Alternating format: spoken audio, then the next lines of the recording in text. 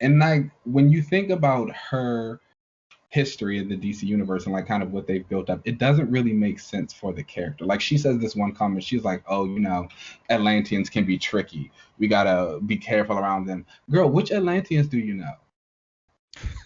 And then she's like, "Oh, just calling Superman Kal-El willy nilly. You don't know this man, girl. She trying to put on. Like Like she know everything. Kal-El. You met him like 10 minutes before he died. Like what?"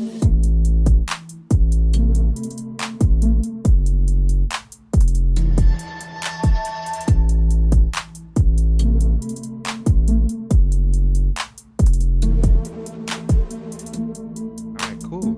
All right, everybody. Hello. What's up? What's up? Welcome back to another relaunch. I am LZ.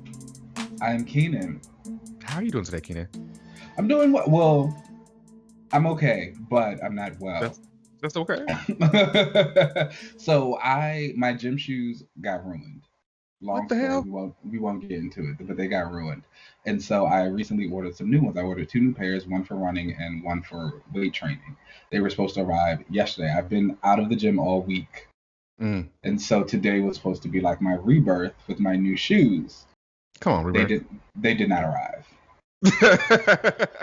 They did not arrive on time. So that happened, but it was okay because we had some stuff to do. I had some things to read and some things to watch, which I know we're going to talk about.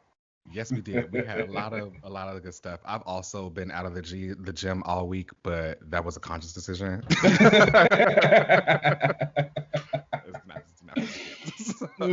I respect that.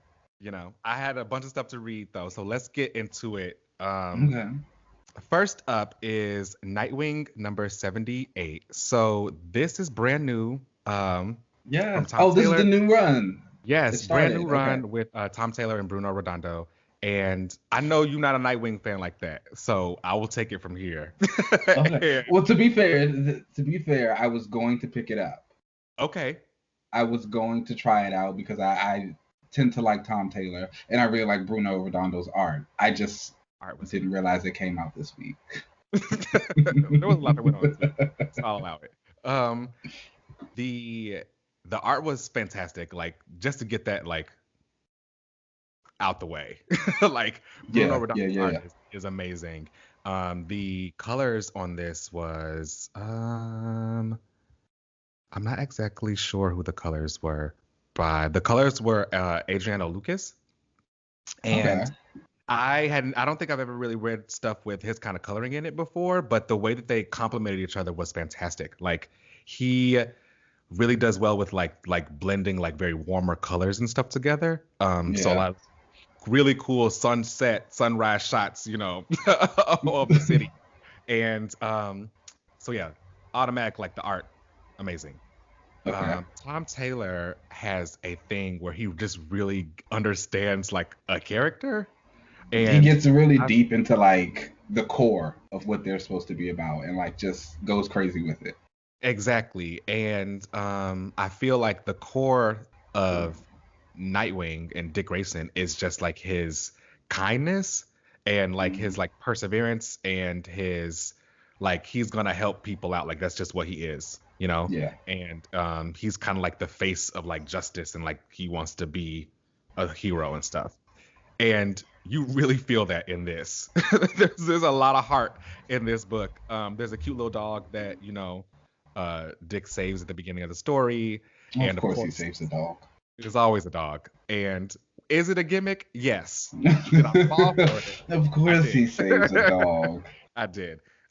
He saves his cute dog. And you kind of just see like a little bit more of Nightwing's history. Like when he was kind of growing up, he was always kind of saving the underdog and helping out. A kid is getting bullied and, Dick as a kid kind of steps in. Him and Babs, anyway, they were like, how they were childhood friends or whatever. Mm-hmm. So you get a little bit of flashbacks to that. This story overall, like you really get a sense of where Tom Taylor is kind of going to take this. The art and stuff is super dynamic, but the writing you really feel is like introverted into Dick Grayson's head. And I like that a lot. Normally when you get like a new creative team on something, I try to catch up with the other stuff before. I don't think you so my thing with Nightwing is I know a lot of people like him, like a lot. But it's like interesting because I've never really seen good things said about his comic book runs themselves. Like I know a lot of people weren't really into the whole the whole like Rick Grayson thing that happened. That's what made me get off. You know what I'm saying? It's like I know a lot of people didn't really like. I think it was like Agent 13 or something like that. So yeah, you know what I'm saying. So it's like I always hear like everyone say, "Oh yeah, I really like Nightwing," but then it's like when you hear about his books, it's like, "Oh, I don't like his books." He's got a complicated history with runs. It's not that they, and I don't know how Tom Taylor's gonna do with this. We'll see. There's some kind of like villain that's kind of overarching that I've seen that's gonna come out of this, but supposedly like he's gonna be dealing with the daughter of the guy who murdered his parents. So in this book, you learn about who killed his parents. You know that I think it was Tony Rucco was his name, and his daughter ends up like the mayor of the city or something, and she of Bloodhaven, and she is not a great lady. She some very also shady people. So I'm excited to kind of see where that stuff kind of goes, because a lot of his runs before, they never really push Nightwing forward. It's like you get a lot of this heart and you get a lot of Dick, but the story's just like, I don't know, they just be there. It's never like anywhere. But I'm hoping with this one there's like a little bit more like finesse to his story and some more exciting things that comes out of it. He is a little bit of this is feeling like, that Hawkeye, Matt Fraction, we're peeling back the part of you being a superhero. We're going to see you like be living in your apartment and stuff. Everyday regular guy. Yeah. And you get a little bit of that. You learn that Alfred, I think he died. I don't know how he died because I wasn't keeping up with the Batman. I did hear that Alfred is dead now. That's like a big thing. And he left Dick like a shit ton of money. And like a lot of money. So Dick is... So Alfred was rich? Yeah, because he was like, he had like Wayne stocks and all this other kind of stuff. Like, yes, just, Alfred. He said, okay. He said, I'm putting some on the side. Right. He said, I know. He said, don't think I'm just changing these sheets for nothing. I know, that's right. Okay. Shit. Oh no. So he like leaves Dick a lot of money in this like really, really heartfelt note that's about how like Dick is just a great person. Like he's just a good person. And he's like, I want you to like continue being that good. And you make me proud. Like, and he called him like his son. So Dick is extremely wealthy. He bought this entire like apartment complex, like a whole block. Because and it's like his like lair or whatever. So you're gonna get a little bit of that in this going forward. Probably him, living out of his apartment and stuff. I'm definitely gonna be in. I would give this book a I'd give it a solid 4 out of 5 for sure. Okay. Do we see any of the like, does he have a supporting cast? So far, it's literally just him and his dog. Okay. I mean, that's really just Nightwing and his dog. And that's the thing with Nightwing. He doesn't ever really have like major supporting casts in his books.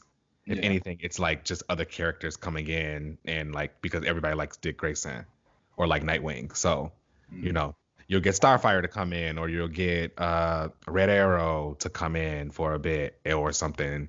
A bunch of cameos. And then they just leave. It's mostly just him by himself. But now it's dog. Right. He doesn't ever have a big supporting cast. He probably needs to.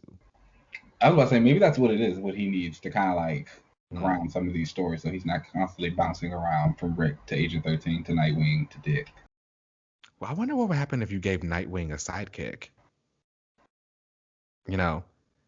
him. I mean, I feel like they tried that when they like had him be Batman and like Damian was his Robin. Oh, yeah. Well, I meant like Nightwing a sidekick, like him as himself, where he's not feeling someone else's mantle, he's doing his own, and he has to take on somebody else now. Like someone aspiring to be Nightwing. To be Nightwing, yeah. Ooh, maybe. I don't know. Nightwing's just so. I know you Let me read. Let me read the book first. Anyway, okay. Up next is Justice League number 59. Now, I did not read this. You didn't read this?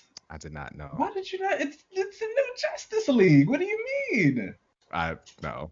Oh my gosh. No. Honestly, so it's Bendis and Marquez. Okay, two people I do like. Marquez is fantastic art. I love his art. Like stunning. The book looks stunning. Like fantastic. It was the only good thing about Civil War 2. Yeah, that's about right. But so they kind of like launch off into this book. So the story's like very straightforward. It's kind of like Bendis at a very decompressed level. He is kind of just like forming the Justice League, basically. This villain pops up out of nowhere. He attacks these people. Shazam. No, he's just going by Adam at this moment. Okay. But Shazam is there, and he's kind of like, he saves the guy. He starts fighting him. Then the rest of the Justice League show up: Superman, Aquaman, Hawkgirl, and Batman. And they like beat this guy back. He's like, okay, maybe I came here too quick. I didn't know what I was getting myself into. With like, you people, you can actually fight. Because like Hawkgirl's mace like reacts with him in a weird way. It's like magic, and it starts like, it's beautiful art, fantastic. Okay. And then the issue kind of ends with them trying to figure out where this guy came from. Batman and them are doing research. Turns out he's from Naomi's universe, and so. The issue, and so the issue ends with Black Adam like kind of confronting Naomi, and he's like, because I guess he realizes that something else is happening. There's even like some commentary between him and Superman where he's like, this is an invasion of some sort, and not Batman. Superman's like, what are you talking about? And he's just like, he's coming back. Like, he might have left right now, but like, he's coming back with more people. It's going to be a really big thing. So that they're talking about that alien that they found from Naomi's his name universe, is Brutus, because it's giving Darkseid. That sounds like a Darkseid. I think this is trying to move away from Darkseid. It's definitely Brutus from Naomi's universe, and he is like here trying to do whatever. They beat him back. Honestly, I picked the book up for the Justice League Dark backup story. Oh, that's right. I forgot this book is good. Yeah. So it's like I had to pick that, and that was like really, really good. Oh, good. Okay, that makes sense. So it's Ramvi. I can't think of the artist's name right now. Forgive me, but like it's Ramvi, and everybody knows like I'm kind of a Ramvi stan. Like at this point, like it's official. Like just his original Justice League Dark run, the Swamp Thing, the Future State stuff he did. It was good. I don't know. If he's not.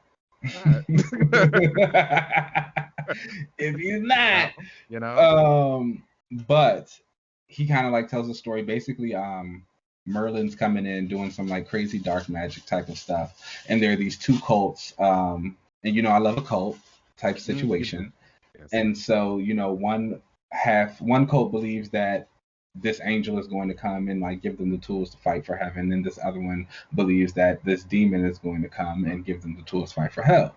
Both of these things are true and happen, and so like the people who believed in the demon start going crazy, and they're fighting the people fighting for heaven, who have also gone crazy because they've like gazed upon this angel in his pure form, and it's like, wow. And the gift that they leave is Jason Blood. I don't know if you. I don't know. I don't get down with magic like that. So I realized that reveal probably didn't hit you the way that I wanted it to hit you. It did not. No, it did not. But Jason Blood, it's Etrigan. Oh, right. Basically.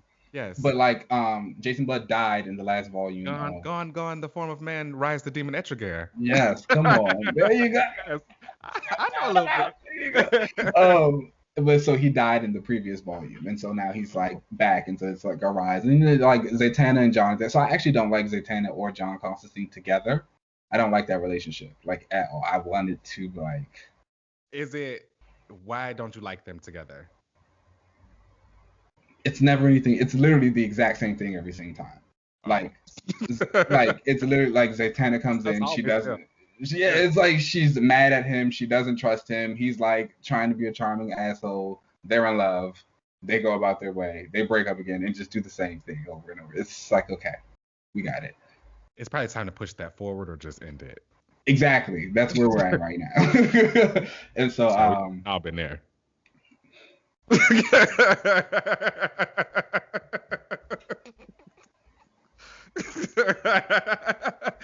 We didn't all been there. It's good. The Justice League story. I will give that a 3 out of 5. Again, like it's fine. The art pushes it. The art really carries it. Okay. That part of the story. It's like, okay. You know, Bendis's DC work just really hasn't been hitting me the way I wanted it to anyway. Either. But which has kind of been disappointing, but that's a story for another day. The Justice League Dark backup story though, I would give that a 3.5 out of 5. Only because it's so short. Oh. So it's like it's just a backup story, but it's like it's a very good backup story, but it's like, oh, there are some things that you kind of feel like I could get a little bit more of this, or I would like to have got a little bit more of that, but at the same time it's like you really can't. Do you think a book like Justice League Dark should have stayed a solo book by itself, or do you think that the combination kind of like helps the book sell? I think. I personally think it should have stayed its own book. Okay. Just because also, unless the stories are going to tie in some type of way, it feels very jarring. Okay. I wonder if they probably will have a crossover or something at some point. But does it just like end and then you just start the Justice League story and then that's it? Yeah, exactly. That's what happened. Yeah. Okay. Well. Yeah. They probably could have stayed on its own thing then. Well, I will probably check it out eventually. I don't even really like the roster. Not eventually. The roster's fine. There's nobody there for me. Yeah, Canary is another character I've learned that I just like watching her fight. Okay. I really like watching her fight. I love watching her beat somebody's ass. I don't know how interested I am in her per se. I'm interested. So I mean, I like Black Canary. I like Green Arrow from a distance. Aquaman is my favorite character. I like Hawk Girl. So I got a lot of there. I'm kind of interested to see like Naomi and how she fits into all of this. Yeah. I think that's going to be like a really interesting plot point. Just because as the story goes on and like if that gets more explored, then I'll probably jump in. Yeah. Again, like she's kind of been. Her history for me in DC is kind of shaky. I don't know too much about it. I read the miniseries. I still kind of don't really know what happened in it. But we'll see. I'm excited. And hey, let's do it. She's like showing her friends like her powers and stuff when Black Adam comes to like get her. So it's pretty exciting. She's like fun. What can she do? She was flying and she had some light. Okay. Whatever. Anyway, up next is Catwoman number 29. I did not read this either. So art with this? Who? Joelle Jones? No. So she's doing covers. The art was by Blanco. Oh, I gotta remember that artist's name because the art was really good. And there's this new villain that's in the book with this super sweet design. It's like, I love a hood. So first of all, it's got like this hood and there's like this honeycomb pattern on the face and the arms that lights up, and it's kind of like this military-esque stealth type of suit situation going on with the boot. It's it's hot. Like it's hot. Like it's given. Yeah. Yeah, it was hot. Like it was really hot. I was like, okay, I'm feeling this. I think this is a book that I would kind of have to go back and catch up with. There were a lot of things happening in this issue that kept saying like, oh, reference Catwoman 22, or like this was the last issue, and it was like in one page. There were like 4 different editor's notes for that. So I was like, oh, okay. Yeah. What made you jump in with this one? Ram V's writing. Okay. Yeah. Once I saw that he was writing, I was like, oh yeah, I'm gonna go ahead and give this a shot. So again, like it's a pretty interesting story. Like someone is trying to kill the Riddler, and Catwoman basically goes to save him. And then they also find out that whoever these people are, they have Poison Ivy like hooked up to some machine, and they're like trying to do something with her. So I was like, again, like these are all characters who I like enjoy: Poison Ivy, Riddler, and Catwoman. Catwoman, I don't know why. I think Catwoman's kind of like in the Black Canary situation for me. I like seeing her fight and like do her thing, but I don't really think Selena herself was that interesting. However, she was here, so okay, that was a plus. Okay, maybe Ramsey might be you a little bit more, Yeah. But again, I also think maybe it's just because of the character she was around. And one thing I've noticed, like Catwoman and Riddler kind of like pair off a lot. Like they do. Yeah. I'm into that. I'm into it. Because then I always think of them as like a weird, not a couple or any kind of romantic relationship between them, but like a weird like friendship, like they kind of like kind of thing. It's like the way she comes to save him. I'm like, oh, that's like really cute. And I like start thinking about it. I was like, they're together a lot. And I was like, this is like a kind of a cool thing. I was into that. So I would give this a 4 out of 5. Oh, okay. For sure. I started this series when it came out of Rebirth. Mm-hmm. Whatever them damn DC relaunches are. I started Catwoman back then, and I could have swore it was Joelle Jones on the art. I think that's what made me like get into it, or at least she was on covers. Yeah. But I didn't stick with it because I wanted more from Selena. And so from rooftop to rooftop. And that was my thing. Like I'm pretty sure like Joelle was writing and drawing it for a very long time. And like again, like Joelle Jones stan account, like she will always be up there for me. I support it. But like you said, like I said, Selena just wasn't interesting to me. Like beautiful book, great to see her like do her thing, but it just wasn't too much there. This one, like I said, maybe it's only happening because once again she is with Riddler and Poison Ivy's in it. These are all characters I like. So we'll see. I'm definitely going to stick around for this first arc though. Okay, maybe I might have to jump back into Catwoman then and catch. There's so many books I gotta catch up on. Finally caught up on Daredevil though, because I was like, wait a minute, I'm liking this, and I will say, Daredevil stands. I get it. You get it. Daredevil's a really good book. Welcome. He's sad. And like things never seem to work out. He's always sad. He actually has like the worst life of anyone in the Marvel universe. Like he is a miserable man. Like a miserable man. I don't know how he keep pushing through because it's like he was just like in the last issue he was on the ceiling, just like on a rooftop, barely like able to catch his breath, and then up comes Elektra. It's like you can't win. It's just like he's bad. It's just he's down bad all the time. Well, okay. Well, speaking of people being down bad, up next is X-Force number 18. And by people being down bad, I mean the mutants on this island in X-Force. They've been going through it in that book. There's some kind of like haunting creature on the island, and it's been going around and like telepathically and sometimes physically, I guess, harming people, and no one knows what's up. This issue was written by Benjamin Percy, and the art was Gary Brown. And I will say, I did not like the art. I will go ahead and admit that one. I did not really like the art. I think I saw like some panels posted on Twitter of like Jean and Wolverine and Scott. Yeah, poor Jean. Yeah, that face was not given. No, it was not. I've had an interesting journey with Jean, and probably people who've been listening to this have noticed my very interesting resolutions that I've had with Jean and how I feel about her, and how the things that happened in this book with her, I am not surprised she was doing. Oh, You know. okay. So you take that how you will. But the things that Jean was in this book doing and who she was doing them with, as opposed to doing them for herself, I was not surprised she was doing. Because sometimes people that's just who they are. And that is true. it is what it is. But they've been on this island and like there's been this like ghost ghoul thing harming people. Sage is like a drunk, I guess. Oh, And okay. she's been drinking a lot and talking about how like it's harming like the computer mind that she has.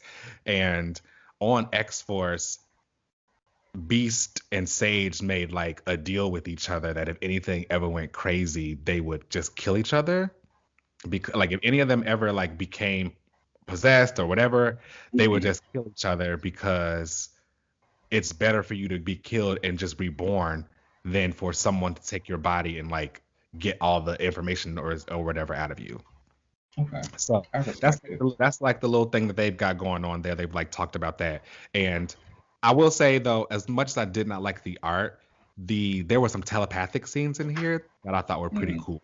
The okay. mindscape stuff that he did with it was kind of interesting, and just the way that he drew telepathy in it Mm, was good because Kid Omega is in this, and he's an Omega level telepath, so you expect him to have some skill with this stuff, and yeah. his girlfriend. I forget which couple he's with, but they are using their telepathy together, and they go into Beast's mind because he's been like hurt, and they come to find out that this ghoul or this thing or whatever is like a psychic like apparition, I guess, of Yeah. Kid Omega.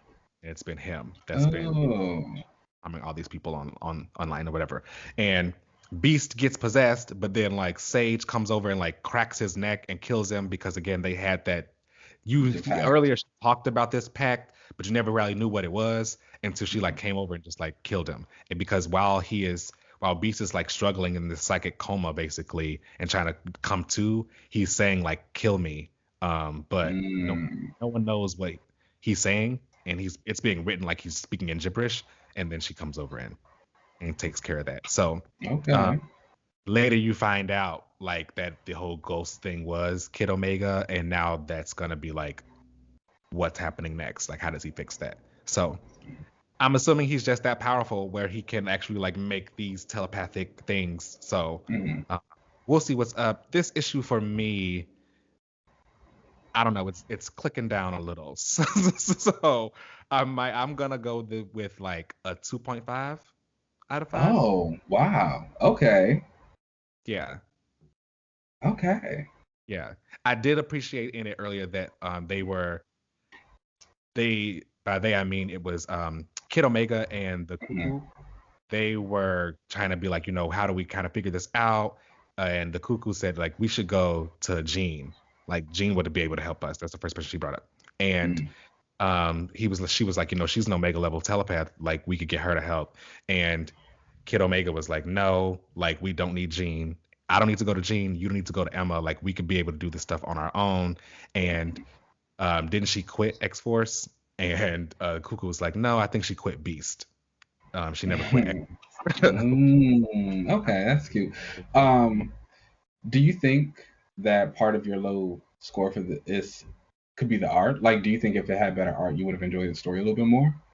I don't know. I don't know. I don't think so because Mm, this whole Kid Omega arc right now kind of feels a little random only because um it's a little bit less as obviously he's like going to be facing himself and maybe the next issue will get a little bit more like introspective into this, but it yeah, felt like with the last issue we got a bunch of stuff with him talking about like how he grew up, things we had never really learned about, that his like yeah. powers manifested and that's how he killed his parents and stuff like that.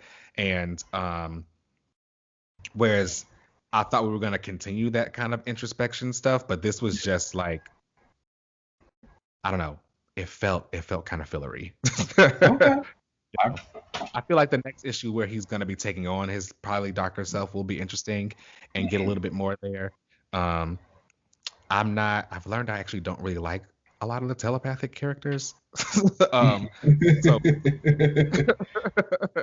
will be interesting to see like what's going to be going on next with him. But we'll see. X-Force is an interesting run for me so far. I can't tell if I really like it or if I just like the like mission stuff that they've been kind of going on. So I'm sticking with it for now. Okay. If we drop below a 2, I'm out. Okay. All right. Speaking of not dropping below a 2, up next is Captain Marvel number 27, and I am all the way in for this one. This is the one where she gets magic, right?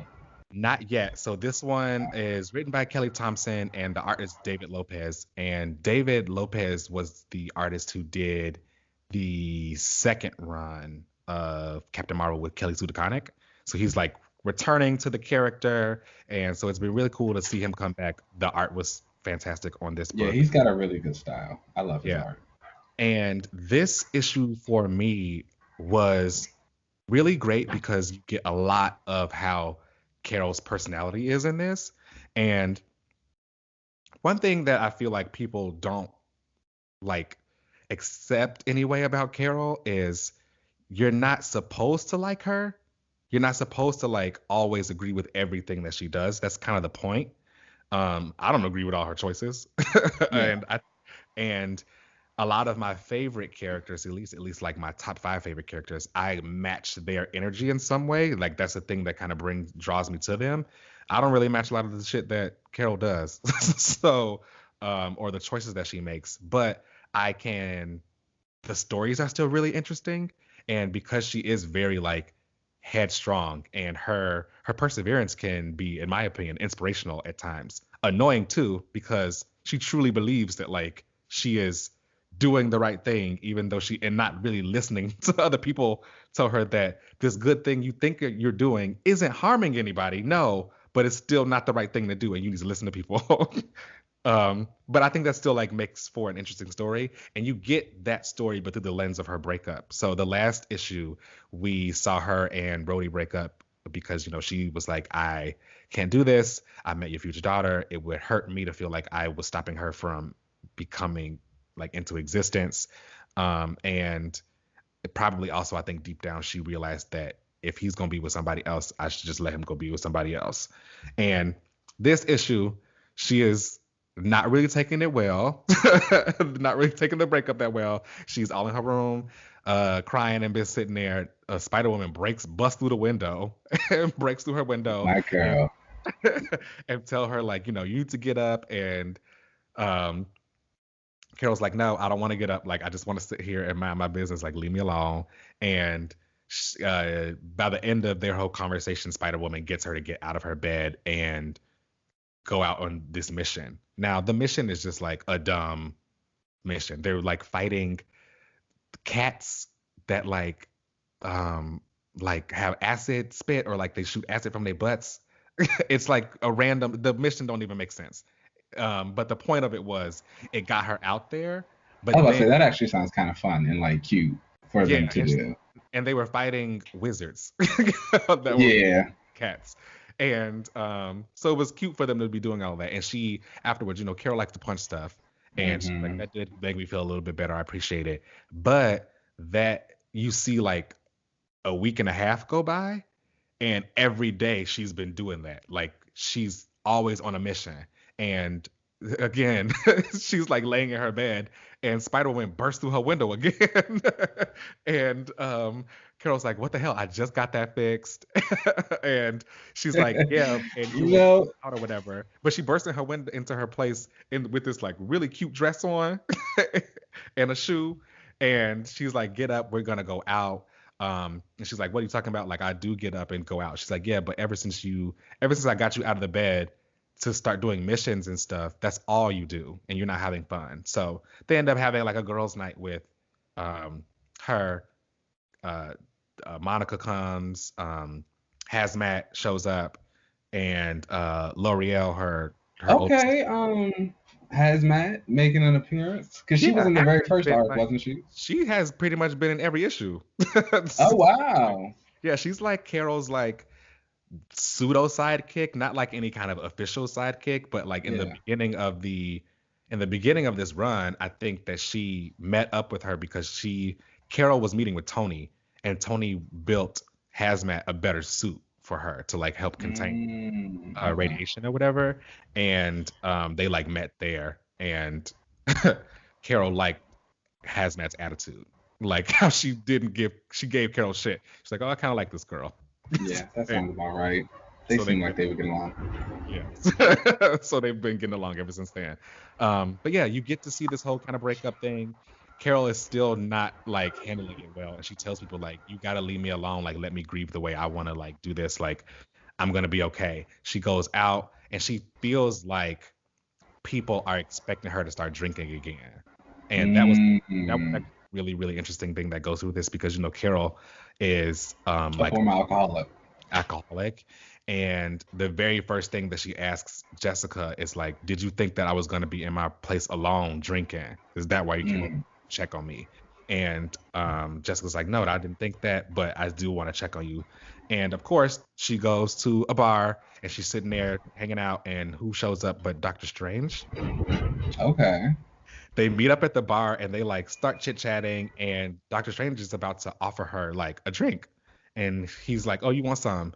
And she was like, "Oh, you know I can't have this, right?" And he was like, "Oh yeah, that's right. I forget that you like or whatever." And she was like, "We don't really like talk that often." I was Like, about to say, I was just like, that's amazing. and I like the fact that like Kelly Thompson with the writing is like calling out that like they've been around each other, but like they don't ever interact with each other. Yeah. And they were like, she was like, "I guess you're right. We don't like actually hang out." So they get to talking and hanging out at this bar and whatever. He magics her alcoholic drink into like a spritzer or something for Oh, her. come And on, magic. she wakes up the next morning and who was in her bed? Oh, man. And then she's not even drunk, so she did it on her own. Yes, she did. This was a conscious choice. Um, and there's a really cool moment of Carol being under her covers, and all it says is, "So mistakes were made."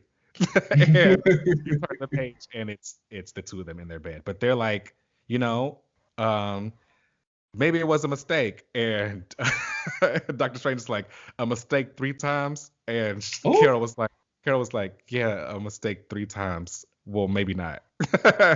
And they were like, "It's just temporary madness," and then they kiss each other again. So who knows are what's you happening into next? that? I think I am. Okay. I think I am, mostly because I wouldn't mind them having this like, we started off as like this, we just met Yeah. randomly one night. I was in a post breakup, you know, mood. Yeah. You were just there and we hadn't really talked or whatever, and we ended up hooking up. If they take it from there and like actually show them having Growing. growing and like growing into a relationship, Mm-hmm. Mm-hmm. like I'd be here for it. Okay. Because you were never really like here for Carol Rhodey, were you? No, because Carol Rhodey, that they started out forced. They just woke up and like were a couple. In my opinion, you saw them do stuff where they would interact a little bit in the Captain Marvel book, Mm-hmm. and you kind of at least see a little bit more of their relationship. But for the most part, the initial beginnings of it, like it just turned up that they were like a couple. Together. Yeah, yeah. Like randomly one issue they were spotted together, like kissing, and then that was it. Um, Oh. so with this one, at least, I wouldn't mind it. And I also think that the both of them are so arrogant Mm-hmm.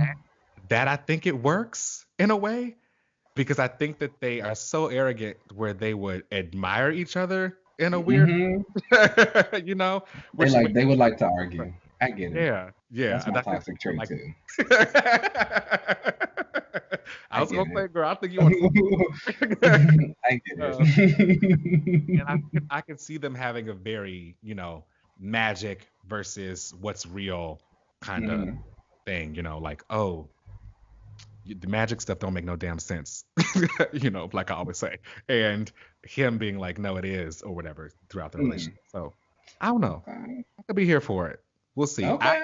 We will I give see. this issue a I give it like a 3.5, almost 4 out of 5. Okay. Yes, Okay. Okay. definitely. Yeah, definitely check it out, y'all. Or at least the next issue is the one with her on the cover with the with the new suit and she has everything. So I'm assuming probably what's going to go on, because she mentions it in this book that Ove, which was the big issue from the big villain from the last book, he like got away. So that's right, because he escaped to like the present time, the right? present. And she's like, I don't know how to find him. So I think she's probably gonna have to turn to magic for help, and who can help her now? But her new honey dip. She got a little magic in her now. Okay, got a little magic stick. So yeah, definitely check that out, y'all. All right, up next is S.W.O.R.D number 4. Now, wait. So before we even get into S.W.O.R.D, can we talk about the Hellfire Gala? Oh, yes. The looks. The looks. The looks. The girls ate. Okay. Wow. So what? Don't know. The X-Men, I guess. I don't know what else is going to be going on at the Hellfire Gala, but the X-Men are going to be debuting as their new team at the Hellfire Gala.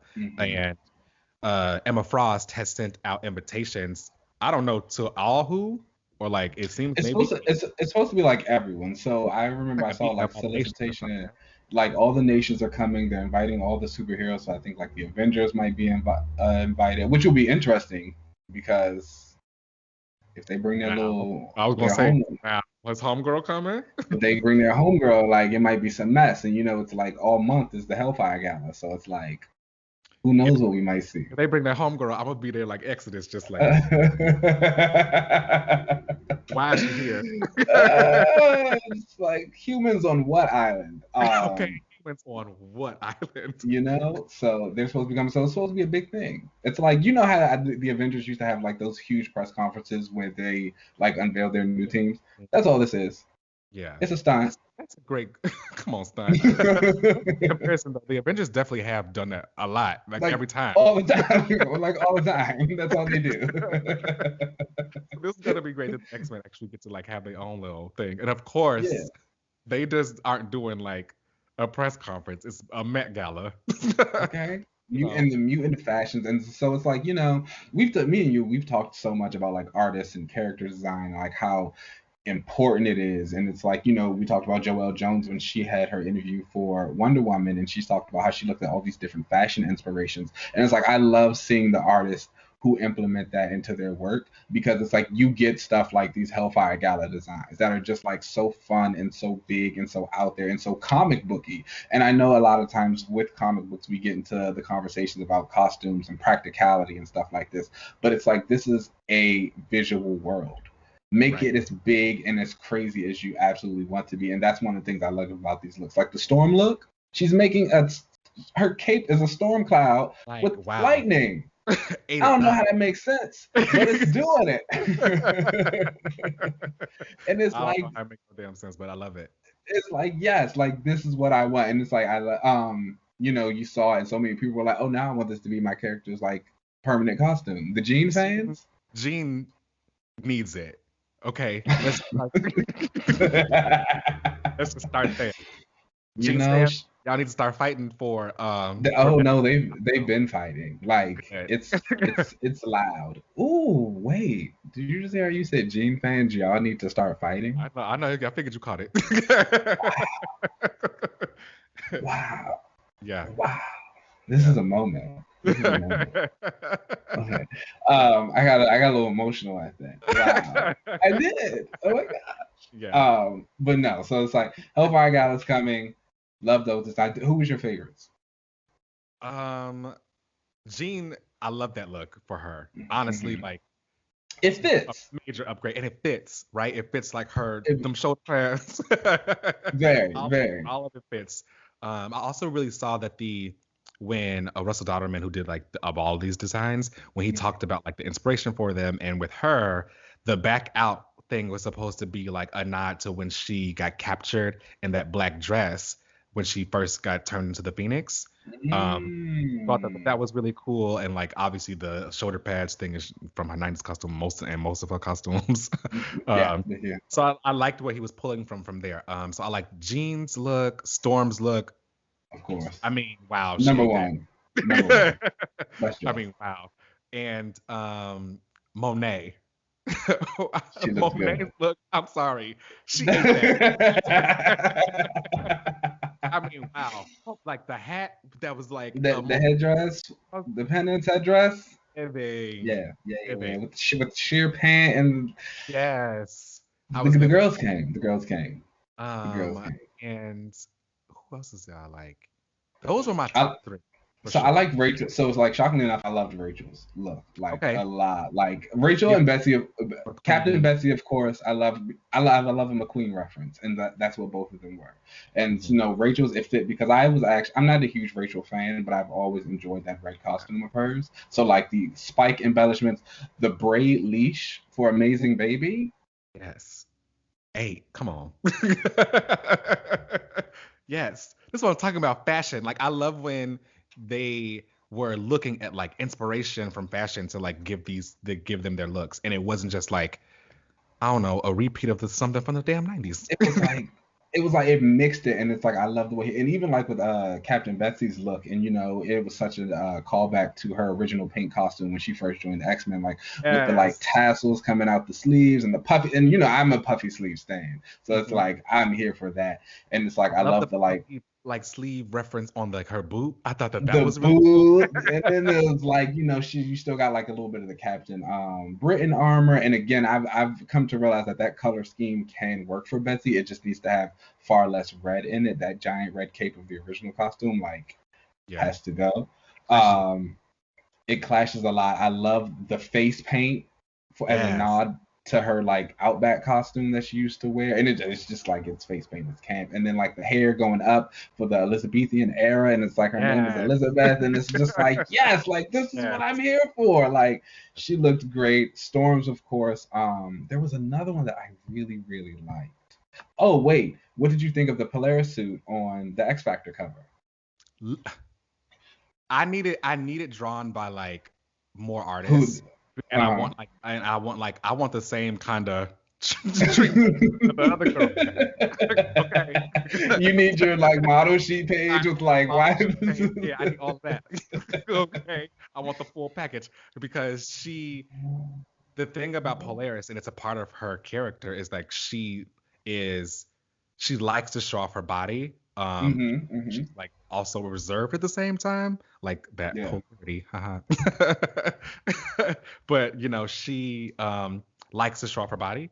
Yeah. And I wanted her to be in something like sheer, where she was basically naked. I wanted it to be Yeah. very reminiscent of that Rihanna when she wore that Swarovski crystals. Ooh, oh, I wanted it to be like that, with titties out. Yeah. tits. Flat tits. And Flat tits bother you? it looks like that she's giving. Because this whole like thing was sheer. She gave you like the pull back hair. hmm I was living for it. I just needed drawn in like the This, full yeah. Bruce Dotterman. The only thing I didn't like about Captain Betsy's look is she got on the wedge. You Yeah, a lot know. of girls giving a wedge. But you know, I think they gotta be able to fight a little bit, you know. Okay. You know. Betsy All K right. plays in a stiletto. She got the what is he giving? But no, so I like those. I didn't really like I like the Colossus look. Yes, me too. I also I really liked his. I really liked I don't know. I liked Cyclops' look. I saw people didn't really like it. I liked it. Oh, okay. I did. I did. The visor was nice. It was cool. I like the Yeah. like very like militaristic kind of nod that they kind of gave him. He looks like a commander in chief kind of thing. I You know, I liked it. made the comment that I was like, you know, he looks stiff, and someone was like, well, he is stiff, and I was like, oh, okay, yeah. Yes. There you go. It fit him like Yeah. it, and I thought the visor was cool like because it still fit the Cyclops like Mm, motif without it being corny. Because I feel like a really big visor or whatever would look kind of bad. It was yeah. still like very fashion forward. I liked it. Yeah. The Hellfire Gala is coming in June. I'm It excited to see more and more looks as they continue to debut. Hopefully, like I think they did like the first 2 days of this previous week, and then like the third day was like a cover. and Dowderman's saying he's doing like a red carpet type of situation for it. So he's drawing like the main 9 that he do. The Divine 9 is what I've been calling them. The A-listers in the franchise, headliners. It's who those were. So let me try it.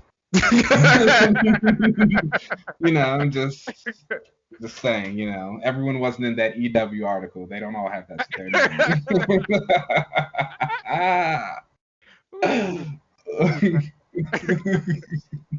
I need the Magneto look. And he's been hidden. Yeah, like he wasn't even on any of the covers or anything. And his look like it's gonna give, but I didn't see my boy.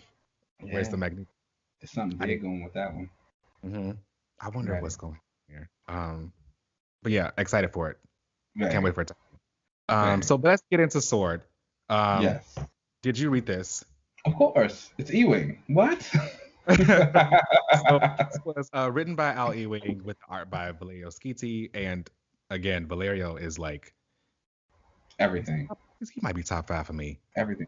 And and I think I've said this before, but I first came in contact with his art. He was on Journey into Mystery when Sif was taking over the book. And like I fell in love with his art then and there. I was like, yes, like you are it. So to watch the trajectory his career is going on and how he's just like evolved, and it's just like he's so good. And then the colors just this book. This is this book. Is this Marte Castillo on colors? Yeah, of course it is. Yeah. I just checked, and of course it is. He is like leading the pack when it comes to the colors. Like it's all him. This issue was really, really great. You get a lot of Manifold action in this. Somehow, I thought we were done. I'm not. I thought we were out of King in Black. I don't even want to reference it. I don't even want to reference it. Like, but of course, this is still going on. Anyway, they're dealing with all of that, and you basically just get like some really cool stuff with Manifold in this issue. Yeah. There's been conflict between the way Agent Brand wants to go about things versus the way Krakoa wants to go about things. Brand looks at everyone as like they're just humans and Earthers. She's yeah, she's like y'all just Earthers. The main thing for her would be to preserve Earthers, not mutants. So she was like, I can get the 5 out, so then we can maybe get y'all to some place and you can like start some rebuilding people over again or whatever. And Krakoa and mainly Hope is basically like reading her. Like dragging her down. This was the first time I've liked Hope in quite a long time also. I might say that. That's that E-Wing magic. That's that E-Wing magic right there, let me tell you. E-Wing, Hope definitely was a lot better in this than she's ever really been. But I don't know if I ever really like her like that. I mean, I'm not. Oh, we're not liking her like that. I liked her in this issue. Okay. Okay. Yeah, because the conversation that she has with Brand is fantastic, where she's just like, no, girl, that's not how we're doing this. We basically literally just started Krakoa. Okay, like, and you already trying to get rid of because what Brand was like, she took like half of the samples. Yeah. It was just like, oh, this will do. And then she was like, oh, but you still need like a telepath to get this done. She's like, well, I got Mentallo. and I was like, that's not gonna work. Hope was like, Mentallo. You know who she should have got? She should have got Birdie. Who? Don't do that. Birdie, the telepath, she used to hang around with Sabretooth in the 90s. She used to help quell his bloodlust. Ponytail, shoulder pads, giving. I'll send you some pictures. Don't worry. What the fuck is that? I'll send you some pictures. Don't worry. Okay. They must have been somewhere because I have, or in the background. I don't know. I have to see who this is. Like, who the fuck is a Birdie? Anyway, she's like, we could have got Mentallo. I got him to do the psychic stuff. And Hope is like, what? You could have. That's who you got? Like, out of everybody. Also, do you think there's something going on with WizKid? Because, so they talked about in this issue, like, like abilities and powers and all that kind of stuff. And the way that he was getting around didn't seem right. Like, he just like appeared out of nowhere and he like teleported in. They were like, oh, why didn't you just take a Krakoan gate to get to where they were? It's like, oh, well, like this would have been easier. But I thought like Krakoa was compromised. He was like, oh, like I thought the Krakoan tech was compromised by a symbiote, so I just like teleported in from S.W.O.R.D. But I was like, I think I just took his word for it. Maybe I'm too trusting. Yeah, I gave it a side eye because I was like, I don't know. I don't know what's going on with that one. Just because I don't know, they just really made it a point to say like, why didn't you just take this gate? And he just like got there. And he's like, okay. And he's so powerful, with like he could literally control all technology. He came in there and like turned that thing into like a big like mecha. It was pretty cool. It was pretty cool. That art was insane. Mentalo sitting there still being like, what the hell? What point do I serve then? None. And I thought it was really cool the way that there's been a lot of talk about like the Omega level list and all that kind of stuff, and like if it should be expanded or something. And that I love that Ewing he told you point blank, Manifold is not an Omega level. It's not. He's very powerful. That does not mean that you're not powerful, because he literally like teleported in a piece of the sun and like space.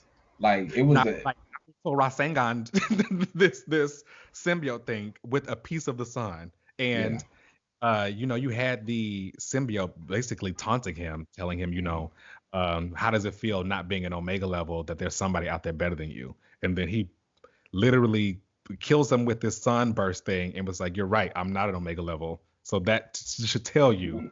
Like, let's let you know. Don't come around here. Don't come around here. So there is somebody out there more stronger than I am. And I just did this to you, so don't come back to Krakoa. Okay. So I appreciate that. Manifold's been getting some pretty great development in this, more than I think he's probably ever really. Yeah, I really liked this issue a lot. I loved when Frenzy kind of broke out of her symbiote cocoon, broke free, and when after she broke up, can you turn that up all the way? Like Frenzy Nation, we won. We are here. We won. We are here. I still really want her.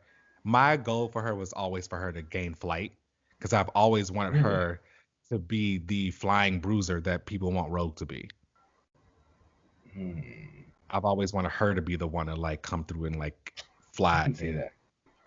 I don't know if I see flight for her, but I do appreciate her being like the bruiser of the team. I think I remember when they had the all women X-Men run before Monet was coming in, that it was originally supposed to be Frenzy. Oh damn, that would have been great. Yeah, he wanted to use Frenzy at first, but then I guess whatever, X Factor got canceled or something, or Monet just wasn't in the book anymore. And so Brian was like, oh, Monet's free, I'm going to take her instead. Like, if you actually go back, the solicits, I think even in the Marvel Unlimited, when you go read it, it still says Frenzy joins the team. Oh, damn. Now, see. Now, why do you do my girl like that? Yeah. Damn. Well, she had some great stuff in this book. I love when she broke free and she talked about how like no one can really hurt her, and she's always felt like that because no one can. And when the mutants were dead and they were talking about resurrecting the ones that did actually end up dying from the symbiote, one of them being Fabian Cortez, Magneto coming through and holding his skull and telling him that make sure when y'all resurrect him first, he comes to see me. Magneto.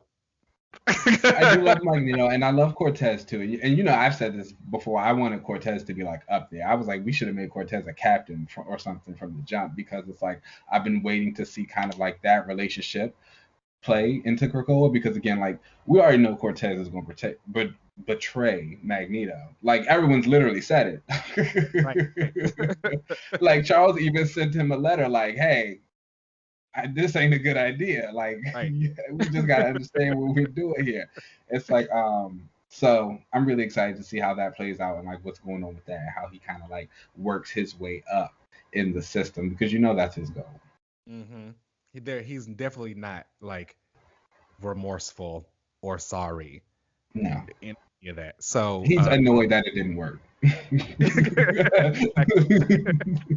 exactly.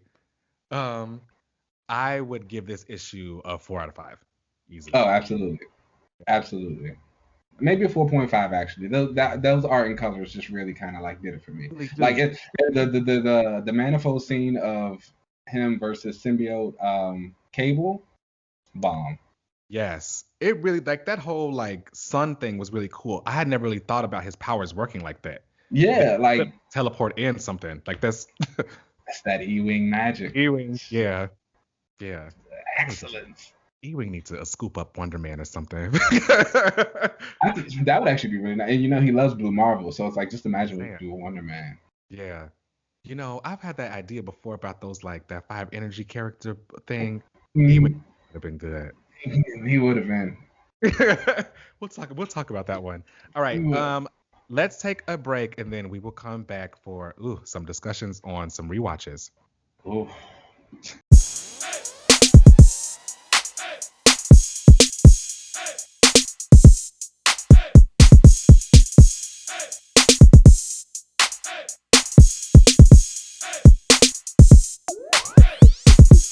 All right, guys, we're back now.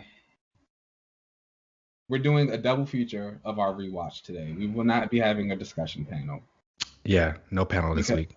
There was a lot of things that happened, a lot of things that came out. So we just wanted to kind of dedicate the time to make sure we got both of those done. And so first, we're going to be going with our first rewatch, and that was the Snyder Cut, Justice League. It finally came out. Justice League Snyder Cut. It's a thing. It's a thing. It's a thing that was created. I am still very much convinced that the Snyder Cut did not exist before fans asked for it. Oh, absolutely, absolutely not. That man was like chilling at home, like I know he had some like family stuff going on, but there was nothing that was like, again, how could there have been a Snyder Cut if he had never finished the movie? That don't make sense. Right? That doesn't make any sense to me. It's not adding up. So, first of all, before you watched the Snyder Cut, did you happen to go back and watch the Justice League? Why would I do that? I mean, I don't know. Somebody might have wanted to compare it. I don't know. You could have like something going on. That's somebody else, not me. I did not. I did not either. I just wanted to know if you did. Absolutely not. I remembered enough from it where as I was watching the Snyder Cut, I could remember like the differences and the stuff like that. So I think that was part of the reason, like what helped me keep remembering how long this movie was. Yes. Because we would get to like a scene that I remembered from Justice League, and I was like, wow, it took us like a really long time to get here, when in the original movie it was like 10 minutes in or something like that. 4 hours. I did not actually think it was truly going to be 4 hours, but we got 4 hours.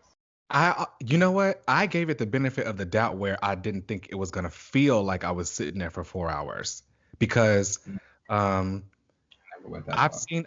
watched movies that have been like longer, like a 3-hour movie or something, where they're around like that 2.5 hour mark is when I'm starting to feel like, oh shit, this is a long ass movie. But then like we almost closest to the end, whatever, it's done. This one, like 20 minutes in, and I was like, oh, this is gonna be a while. So my thing with it was, I remember when they were first talking about the Snyder League, and they kept saying it was going to be like 4 parts. And so as I'm watching the movie, I'm sitting here watching, like it tell me like this is part 1, part 2, part 3, part. So when I got to part 4, I was like, oh, the movie's over. I was like, that definitely didn't feel like 4 hours. Like that's great. And I looked down at my clock on my phone, and I was like, oh, it's only been 2 hours. And I would like looked up, and I was like, oh no, there's really still 2 hours left of this movie. Yeah. And that's when it hit me. That was like, yeah, this is really long. Before that, I just felt like it was like such a like I wouldn't necessarily a chore to get through, but it was definitely a No, it to-do. was a chore to get through.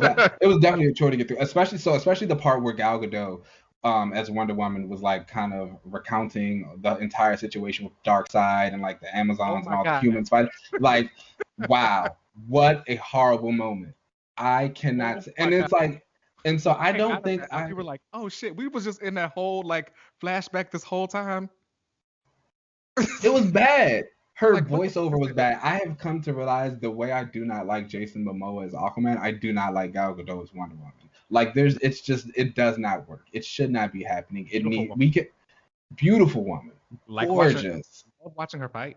I don't even like that Damn. Okay. because it's just like it. It's no. It's time to move past this entire group.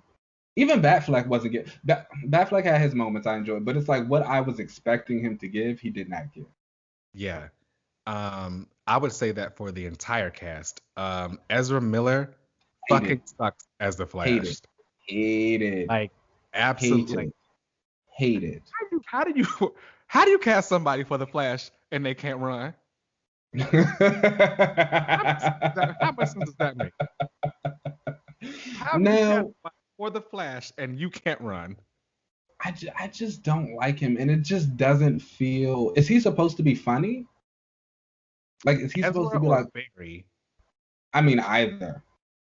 I'm not a speedster fan. You know, that's way too overpowered for me. And Wally has always been like kind of the funnier one, while Barry has always been like not like boring, but like not funny. Boring. Like he's not like very boring. Yeah. Definitely boring. But he's like, you know, just a person. He's not funny. I don't enjoy Ezra Miller's Flash at all. I don't enjoy Gal Gadot's Wonder Woman. I definitely don't enjoy Jason Momoa's Aquaman. I don't enjoy Mira Hurd.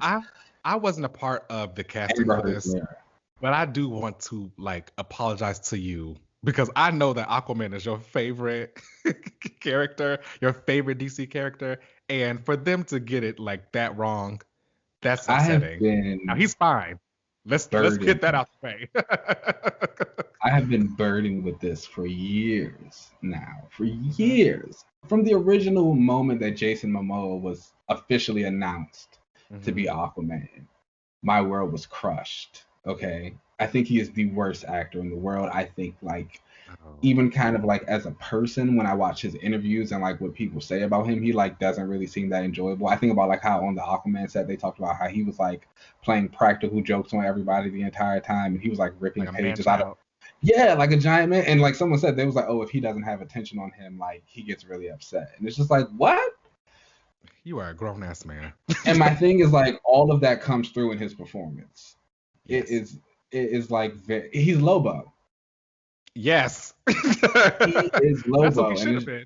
And it's like you should have just casted this man as Lobo. Like that's perfectly fine. And it's like I when the original Aquaman movie came out, like I was able to kind of deal with it because James Wan was really trying to like move past that for him. Like I always think about the scene after Black Manta attacks Aquaman and Mera in Rome, and like, they're like on the boat trying to find Atlantis still. And he's talking about how he is responsible for the way that Manta acts, and it's supposed to be that moment where he finally comes to like this realization that he's this hero and that he's responsible and he's doing all these things, but it falls flat because Jason Momoa just cannot act. And so here in the Snyder cut, you get a Jason Momoa who can't act, and instead of kind of like trying to use the script to like get over that or like move past it, it's like okay, he can't act, but like at least the script can still be meaningful. Zack Snyder's just like no, like just have him go crazy and be full on like rocker type. Yeah, and it's like it doesn't work. It's like that's not who Aquaman is. Like so, it's like it's no character. It's just bad. And then I don't enjoy it. Like I've been burning it. I'm ready to recast. Like it's time. It's time. That's fair. My favorite DC character is Green Lantern, and we haven't even gotten to that at all. So I mean, I feel like you lucked out. Like you should be happy. Got it. Because I didn't even get him at all on screen. They gave us a little Green Lantern and a dead Kilowog in this. I don't And know. then my thing is also is like, so you get all of these people together, like all these Earthers and all these like humans and Atlanteans and Amazons and all these people because you got Darkseid coming to fight in this huge galactic war, but you only send one Green Lantern. Even if he is the Green Lantern for like that sector. Like Right. it's a gigantic galactic war. Like this man is a huge threat who destroys planets. Everyone knows him. Where That the would. rest of the corps at? Yeah, I was like, why do they only have one? Y'all don't defend the galaxy anymore? Like what's the and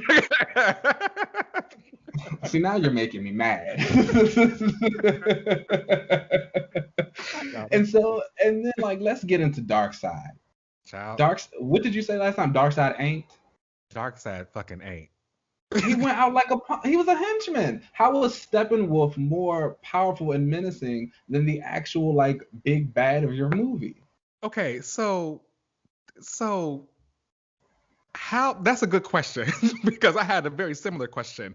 How, when they were doing that whole telling the story of the Atlanteans and everything that you just talked about, that whole fight, I had to ask, like, wait a minute, who was that did the like blow to Darkseid? I think it was just a regular human. Right? One of the I know. Oh no, like with the axe? The X. No, that was Ares. It was? Yeah, Okay. that was supposed to be Ares. So Ares is strong enough to do that to I Darkseid? mean, Darkseid wasn't very powerful. Like At all. he didn't like he literally like as soon as he got on the battle, they took him down, and his minions had to carry him back on the ship, and he ran away. And then okay, I'm gonna fast forward a little bit really quick, and of course we're gonna jump back and forth. I'm not even gonna like say we're like going on the straight path, but we Okay. get to this point where Steppenwolf finds out that the anti-life equation is still on Earth, right? Hmm. And Darkseid's like, "Oh, I've been looking for this. Why? I don't Like, know. They did you never. not know what? Did you not know what planet you were on when you got there? Like, do you not? Were you beaten up that badly that you forgot everything? Were all your minions and all those people around you, did they forget everything? Because you put the anti-life equation on there. Wait, he did that? When they originally got there, he like did the The Unity thing? yeah. I thought that like revealed that it was there. Well, even so, if it revealed that it was there, it was there. We Yeah, saw that it was there. right. Y'all were about to use it. That was the entire I thought point. he did. I thought he didn't know that it was there. I assumed that he like that was the whole point that they were there, so they could destroy the Earth, and that's why they were trying to stop him. The Mm, movie did, it did and make sense. Okay. it's just like I don't like it. I did. It didn't make a lot of sense to me.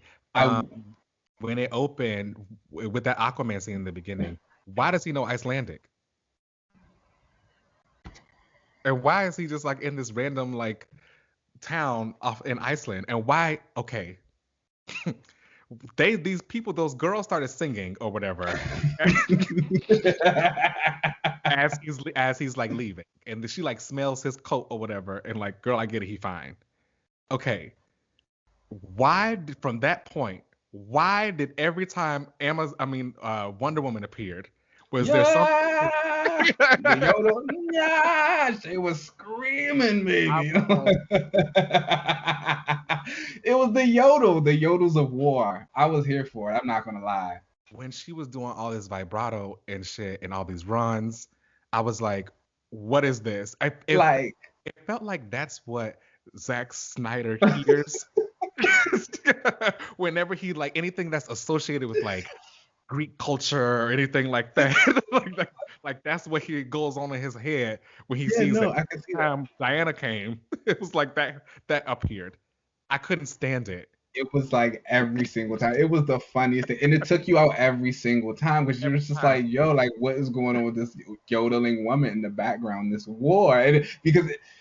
The score could be completely different. It could be something very low and mellow and like calm, and then here she just comes screaming and yelling. Well, for this, Aquaman also had a bad one. He had like some rocker type thing that I just did not enjoy either. yeah. But it was like not good. Did you like the extended Amazon fight?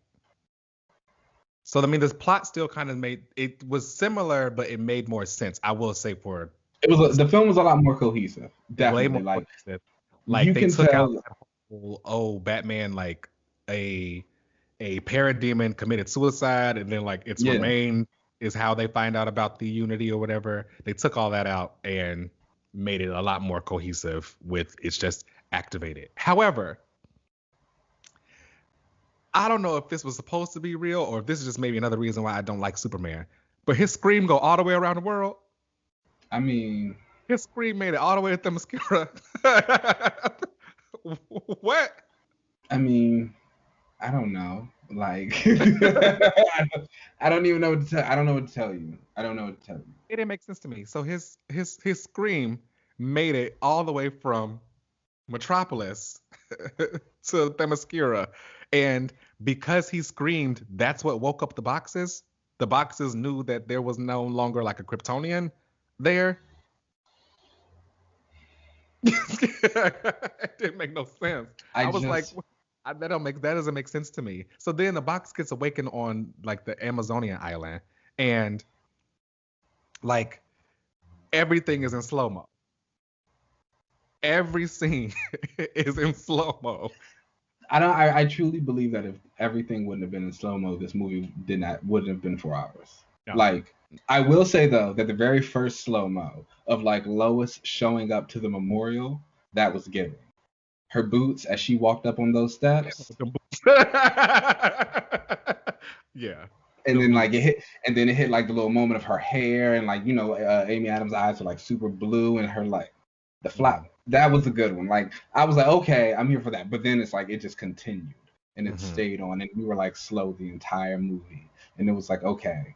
I will give the movie that I preferred her already like coming to the memorial constantly. And that being the reason why she was actually there while the Justice League was fighting Superman, versus Batman being like, oh, call in the big gun. and she pulled it's like, okay, Lois. I definitely will give it that. I did prefer her to have like been visiting the memorial, and that's why she was there. You know, one thing I also realized about this movie is that Wonder Woman was very familiar with everyone. And like, when you think about her history in the DC universe and like kind of what they've built up, it doesn't really make sense for the character. Like, she says this one comment, she's like, oh, you know, Atlanteans can be tricky. We gotta be careful around them. Girl, which Atlanteans do you know? Like, it seemed like they were trying to, or at least I assume anyway, that that Snyder was trying to just make us think that like those two cultures like don't get along. Because I think like Aquaman later in the movie said something about like, oh, you know, I know you know about Atlanteans, like how they can be like hard-headed or something. And I was like, I think they're trying to like say that these cultures and these two people like don't get along.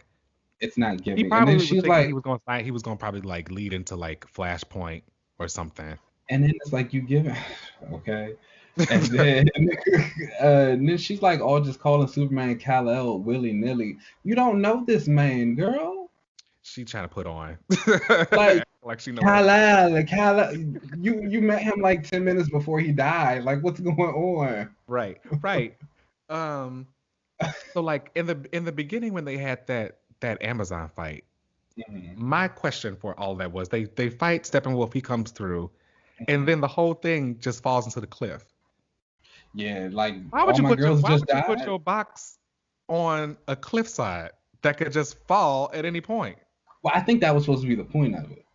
That it was like, you know, should someone come and try and get this box, we will close this off and we will like send it to the bottom of the ocean, so no one can ever get to it. Like, we'll destroy it all. That's why it was a thing. I guess I would never think that would destroy it. Like, why? I mean, it's not. I don't think it destroys it. I just think they thought it would. I just think they thought like, oh, we're just gonna send it to the bottom. Away. Yeah, we're just closing it off and sending it to the bottom of the ocean. Like, but wouldn't the person who was looking for it just go to the bottom of the ocean to get it? They only went anyway to go get the. We would assume they were already in the castle. But some like all those dead Amazons, they're like trapped in that thing at the bottom of the ocean. See, it doesn't make The villains, I don't think should have been as strong. Like in theory, when the Amazons were like setting this up and putting this box in this place, I'm pretty sure in their mind they're like, whoever comes here tries to get this box, we'll shut these gates, we'll send this to the bottom of the ocean, and we'll be done with it. I don't think they realized how strong Darkseid's army is because Darkseid himself was so weak. So I can totally understand them underestimating the parademons and things like that. Because it's like, well, look how easily we took him out.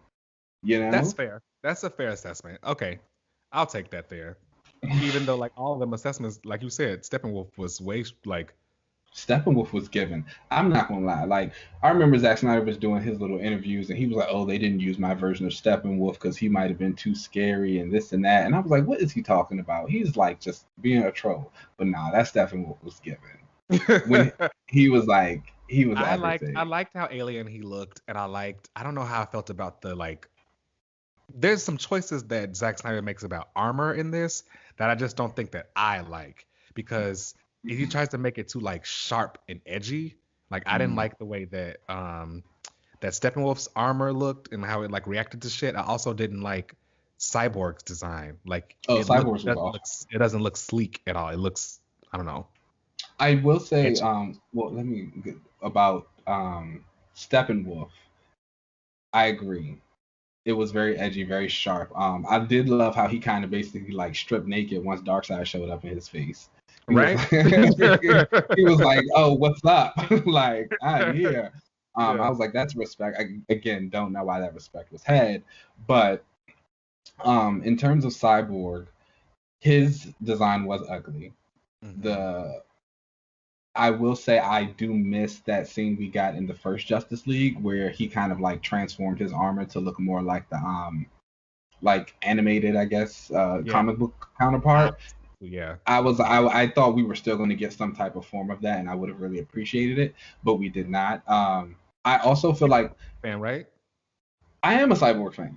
And and so that was one of the things I was like, oh, I was about to say, actually, I think that's the other thing of why this movie felt so long. It felt like Snyder tried to put two movies in one. He was making like a Justice League movie and he was making a Cyborg solo movie. Yeah. Which I don't know why. I feel like I get it just because like of all the stuff that like Ray Fisher had to deal with and the fact that like he was supposed to get a Cyborg movie and then that just like disappeared. Everyone else is still getting their solo movies except for him. And it's just kind of like when else is anyone really going to tell a Cyborg story? That's true. So that's why I feel like it was in there. Which I didn't hate. I actually didn't mind a lot of the Cyborg stuff. No, I thought the Cyborg stuff was actually pretty cool. I liked when he went into the internet and all that kind of stuff. That was really cool. I liked the way that they kind of explained like a lot of his abilities. They did really go a lot more with Cyborg in this than the other one. It seemed as though Cyborg was like not a point of view character kind of, but like you really just kind of got his origin story through a lot of this. I just didn't really like. I just didn't like his design. I did like that they used his origin to explain how they were going to bring Superman back, which they didn't in the first one. Like in the first one, I think that they were just like, oh, we just going to put him in the birthing chamber and like try to use the cube to do it. But I liked the fact that in this one, they were like, well, if we used the mother box and it like brought me back to life, like we could use it to try to bring back Superman. I thought that was pretty. It was a nice. A lot of the Cyborg stuff was really done. Ray Fisher also can't act, but that was his was a little bit more, I guess, acceptable because his story was more interesting. Yeah. So when they get to the part 2 of this and they're at Aquaman, and I have a lot more questions. All it did was like it made Aquaman make no sense, or it made me look at Aquaman and look at James Wan and go, good for you, because you looked at this and said, no, I'm gonna take a little bit of whatever I have to because my contract says I have to tie into this, but I'm watching all of this because why do we go back to the air bubbles? He didn't want to cut that out. when Boko showed up, how did they even air bubble even happen? Who did it? Boko don't got no powers. And we already saw in Aquaman that he already had his mother's trident. Remember when he was doing the little spinning thing when he was a kid? He already had his mother's trident. So why did Volko have it and come and give it to him and tell him to take it? I don't know. And I thought I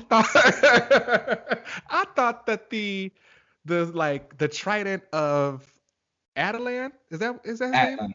The trident of Atlan, wasn't that supposed to be like at the bottom of like something like in like the trench or whatever? He just swam up on it in this. It was like at an outpost, and that was it. I didn't understand. And why were they clicking at each other underwater? I just like it's time to just completely clear I don't understand why they the deck. Clicking. It's time to clear the deck. We've got to start over. Yeah, it's time. The baddest in the universe is supposed to be coming. It's like I think the Snyder Cut came about for like the absolutely wrong reasons. And I think it was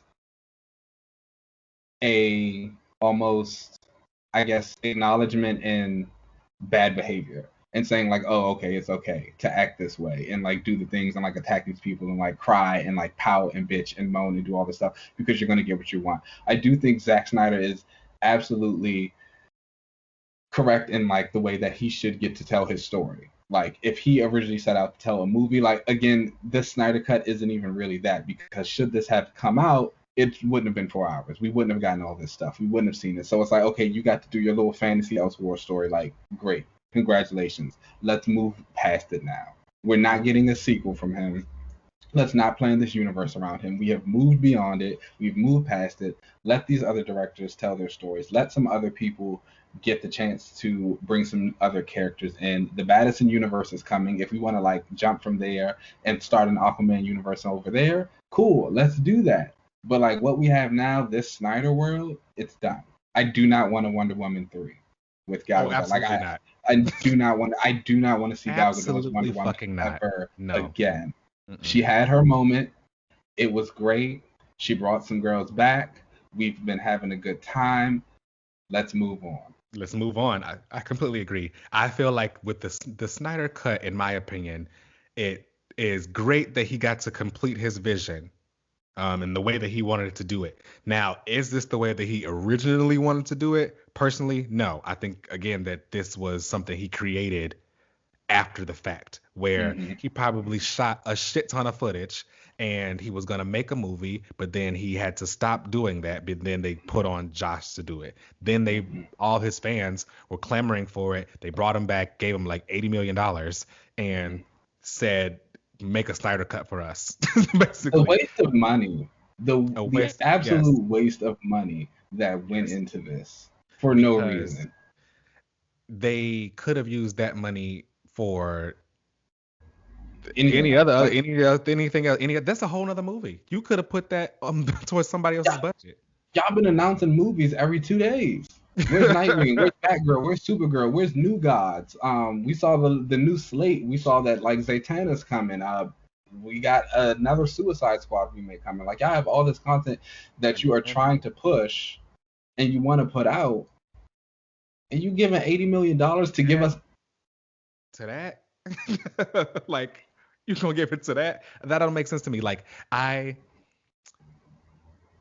don't know. For me, with the Snyder Cut, I appreciate the fact that he was able to complete his vision, whatever. He got that done. But to me, what you just said is how I feel, where you are rewarding shitty behavior. Regardless of if these people, regardless if the cut was like his own, creativity and this vision that he wanted to get out or whatever, the people who were asking for this and the way they went about doing it was shitty. It was awful. You can't say no. This isn't a blanket statement about everybody wasn't doing that, but I don't speak in absolutes, not unless I'm being funny. Let's be real here. Not everybody was like that, but like it still happened. Yeah. They under every fucking post on DC Comics asking about this cut and being very rude to people. just attacking people. You couldn't do nothing. Even to this day, like if you say something about Snyder, I think somebody called me an asshole one day. Well, I was like, "Oh, that's nasty." But it's just, oh wait, Jared Leto as the Joker.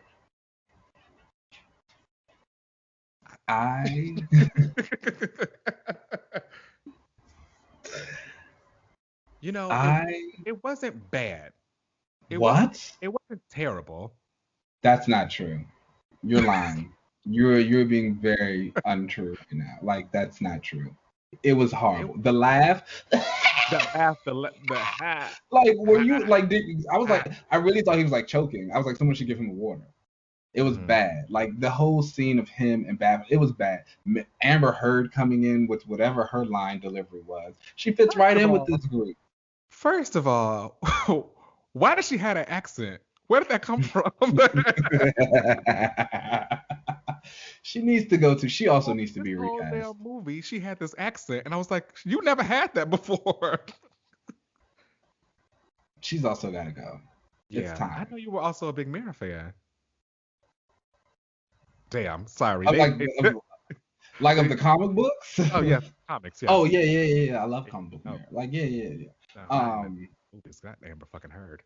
It's actually gotten to the point with their casting Jason and Amber. I can't move past it anymore. I don't think I'll see the sequel. That's so sad.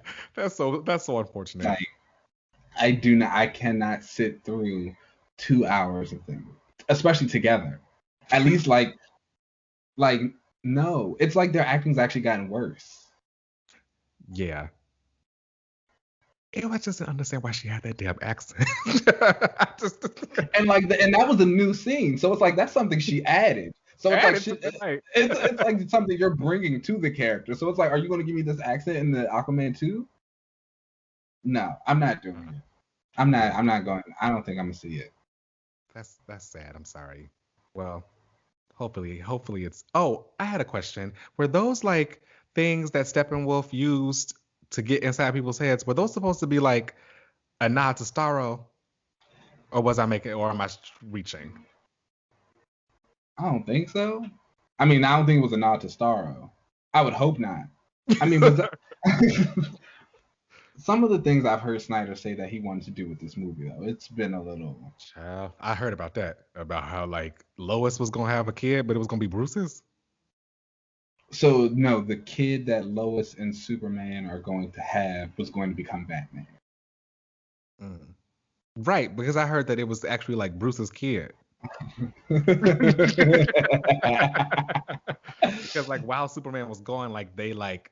Oh wait, no, I did hear one of those bits. Yes. You're also and this is exactly why he got cut. Why I will always be an advocate for people to read more comics. Also. Let me tell you why. I think that the downfall for the DCEU were two things, and that was Zack Snyder and his vision, and the second thing being his vision being injustice. I don't think that he ever wanted to make a Justice League movie. I think that at the time after he did Man of Steel, like that took off, it was good or whatever. Then it was time to do the next thing. The big like comic book zeitgeist at that time was Injustice. Like they had the comic book, which was selling like crazy. The video game was out selling like crazy. Everything. Fantastic game, love it. Everything. I love Injustice 2. I am a Starfire main. Of course you are. But I feel like a lot of that was impacted him because that shit looked cool. Like Injustice was all about Batman versus Superman.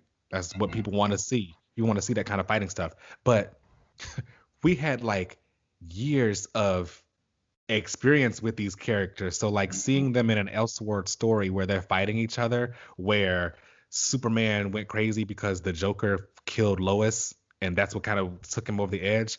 The comic was way more compelling because we had this experience with these people. This movie, you just wanted to show cool shit that you saw online. Let's call it what it is. Okay. You saw some screen grabs in the Injustice comic. You thought that shit looked cool. Look at the Flash's costume. It looks just like. Can we talk about the Flash for a little bit? I know we talked about like not liking Ezra Miller in his acting, but I mean like the actual Flash and like the things he did in this movie. Why did he run out of his shoes? That didn't make any sense. Wouldn't the rest of his clothes also burst off if he's just bursting with energy? It didn't make sense. You'd have to ask Zack Snyder. The Speed Force scene, I think, was kind of cool looking. Only because I guess that is exactly how I guess it would probably kind of look to someone who was running faster than light. Mm-hmm. That it would look like that. I thought the Speed Force scene was nice. I thought again like yeah, his running is very awkward. What he does with his arms and like the flailing, it just doesn't look very leaping. Good. But I did like kind of like after they say, oh no, it's too late, he missed out, whatever, it all explodes, and then he kind of like runs, but he vibrates through the vibration and then like goes back, and he's like, and he knows that's like, oh, this isn't something that I should be doing all the time. Like I'm breaking a rule right now. And seeing it all kind of like come back together was like really nice. Again, that entire scene was also a little weird for me too, because I don't understand why when we got the portal and Darkseid and Granny Goodness and the army are all just standing there. Like, do they not want to like come through, or? I was like, why y'all just standing there? And they stood there for quite some time. Like the entire time. Like literally, like they could have come through. Like it's an army. You all can come through at any time. You're just standing there. So that was very awkward to me. And also, like, why did they make such a big deal about Granny Goodness being in this movie? She didn't even do nothing. She didn't do nothing. What a waste of Granny Goodness. Granny Goodness should have been. Or was that just CGI? No idea. But I'm upset because it should have been Oprah or Whoopi Goldberg. Preferably Oprah. That would have been. She should be Granny Goodness. Nonetheless. I can't think of the actress's name, but her name is Alexandra or something.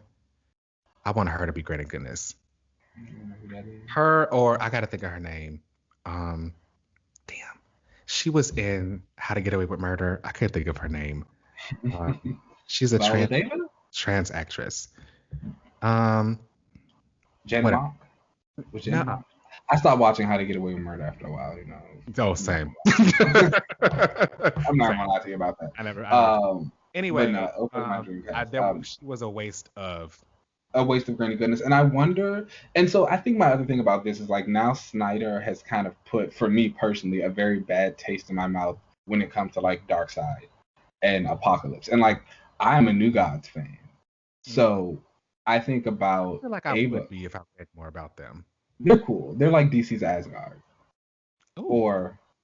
Or is Asgard DC's New Gods? I gotta see whichever one came first. The Eternals and the New Gods were the same thing, because they were created literally like right after each other. I think after Kirby he created the Eternals and like literally left and did the New Gods. I could see that too, but it's a lot of their stories tend to have more stuff in line or like in common with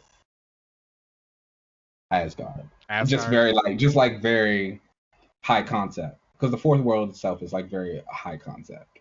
But I'm a huge fan of the New Gods and like Darkseid and like all of that good stuff. Yeah, so it's like seeing all of this again. It's just like, one, I'm kind of tired of Darkseid.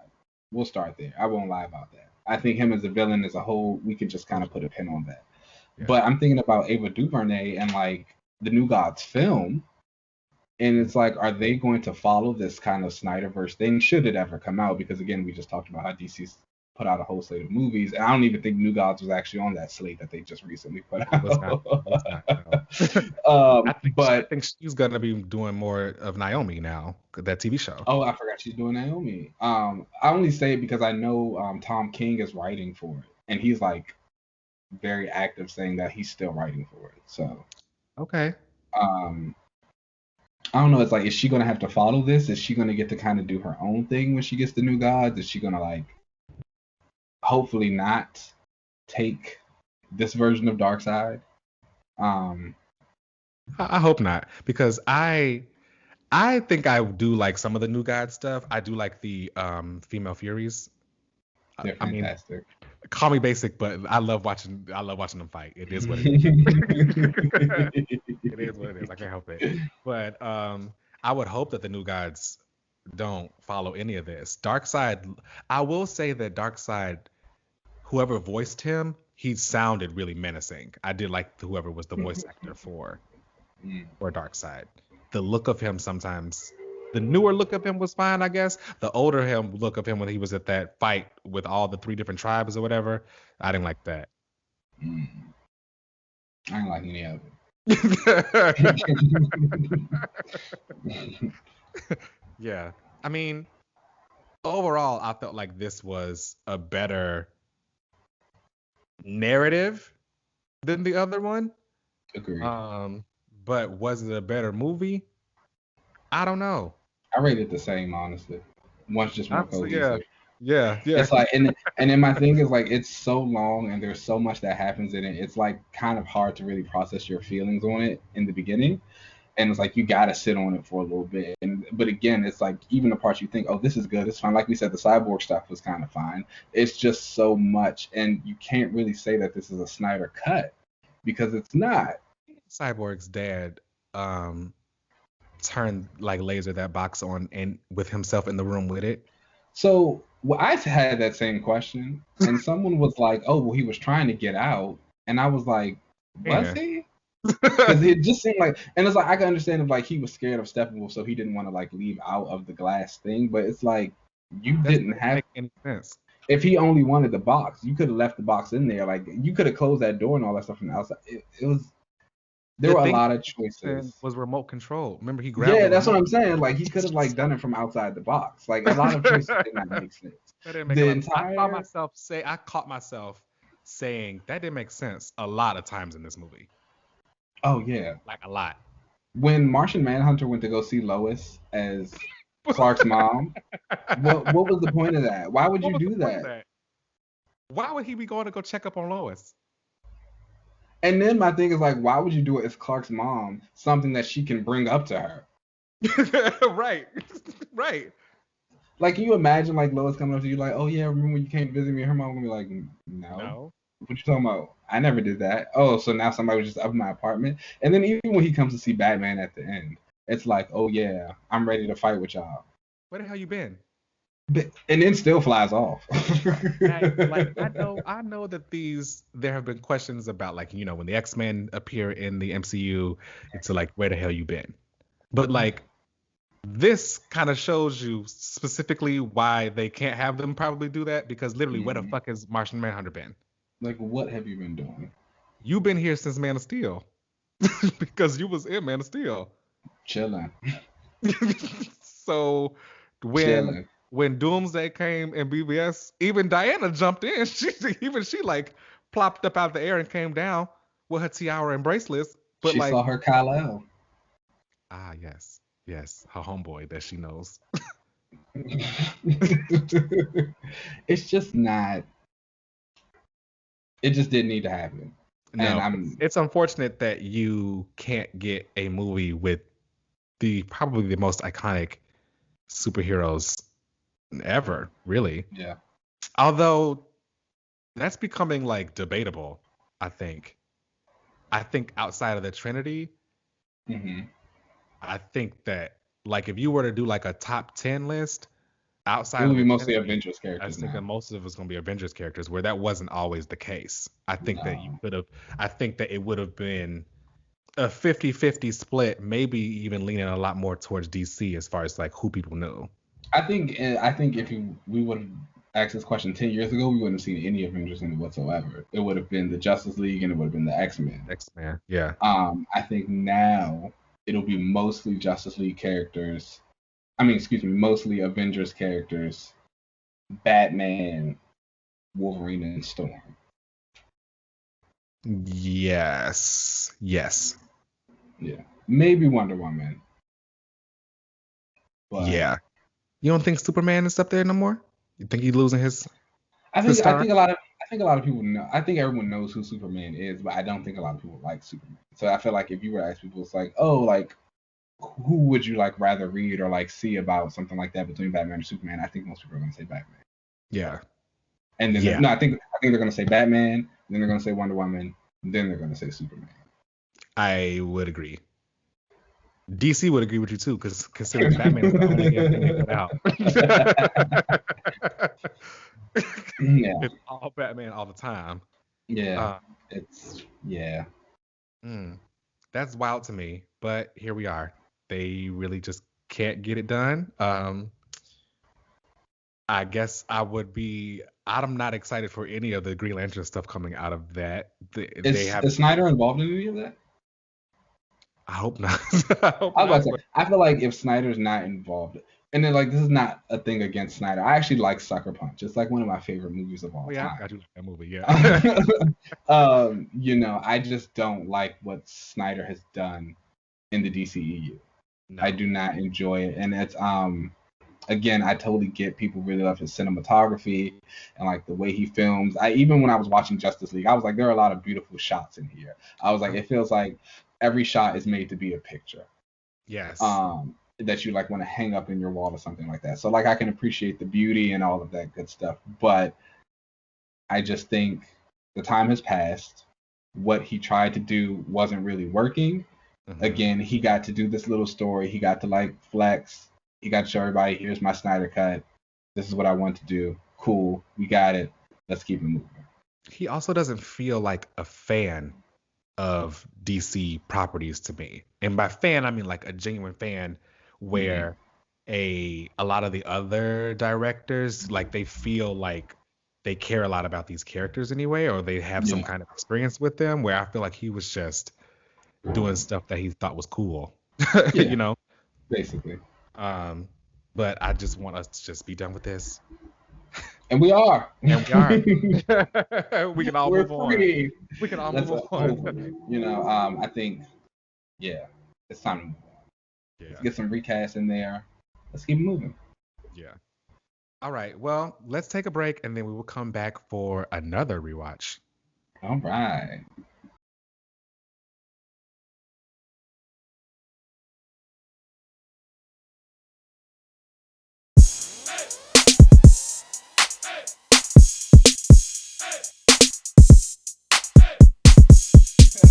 All right, guys, we are back for our second rewatch now.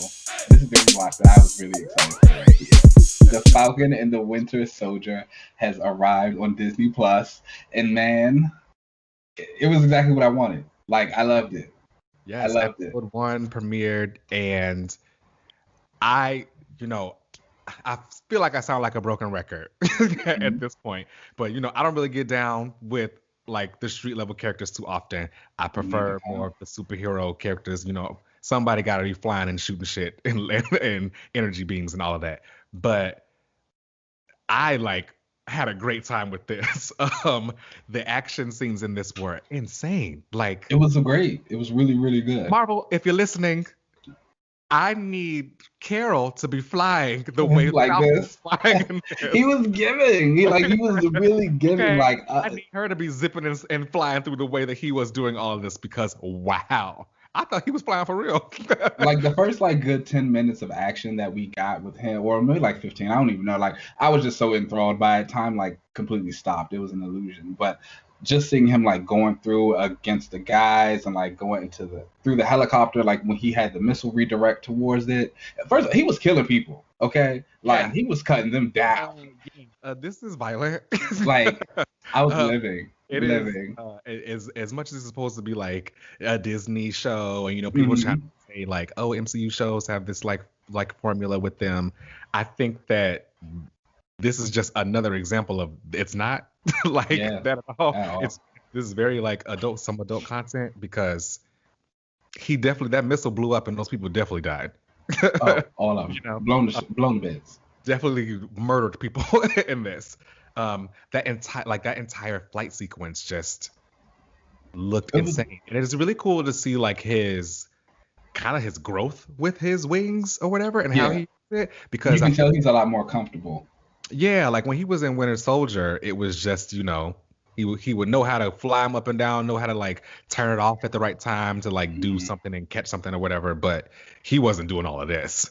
No, he was he in Winter Soldier and like other Avengers films, he was coming down, flying, kicking you in your face. Great, but it was like very basic. Here, he was giving you agility. He was giving you like it was giving combo like wings in, like wings in, feet kicking, wings back out, using them to block, doing it. And again, I appreciate the tech upgrade of the wings as well.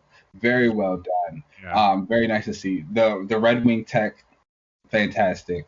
Love seeing that. About that because as listeners may know, as I already know, Falcon is like a top 10 character for you. So yeah. Did you like the change of what they did with Red Wing? You know, making it more of a tech thing than him. So I don't mind it. I don't mind the tech Red Wing. However, I would still appreciate if we actually got a real bird. Okay. Or like we drew some type of connection to birds for him. I think that would just be a nice touch. But for what MCU is and like what Sam's role is in it and like how he is like military the entire time, like him having the tech thing is fine. Yeah. Okay. Yeah, I've always wanted that. I think Red Wing is cool. Like I like the upgrade to it. Because I could see how people would not get the whole like communicating with a bird thing or whatever. So this was like a cool way to still have Red Wing a part of the canon. Really appreciated that. Also love the addition of Agent Torres, the young man who plays. So in the comics, there's a character. So when Sam became Captain America in the comics, he got his own Falcon sidekick. Oh, okay. That Falcon, his name was Joaquin Torres. Well, cool. That's really cool. Yeah, and so like as soon as when he first came on the scene, like he was there, they were I was like, did they say his name was Torres? Because I had missed it. I was like, they say his name was Torres, and then like later on when he said it again, I was like, oh wow, that's him. And I just thought that was like super interesting for the fact that Sam has his own like supporting cast. Like he actually has those characters you can like throw in and mix with him. And I was like, oh my gosh, I was like, he's like a real character. Like he's like a real like he's got the stuff, he's got the juice. So that was like super exciting to see for me.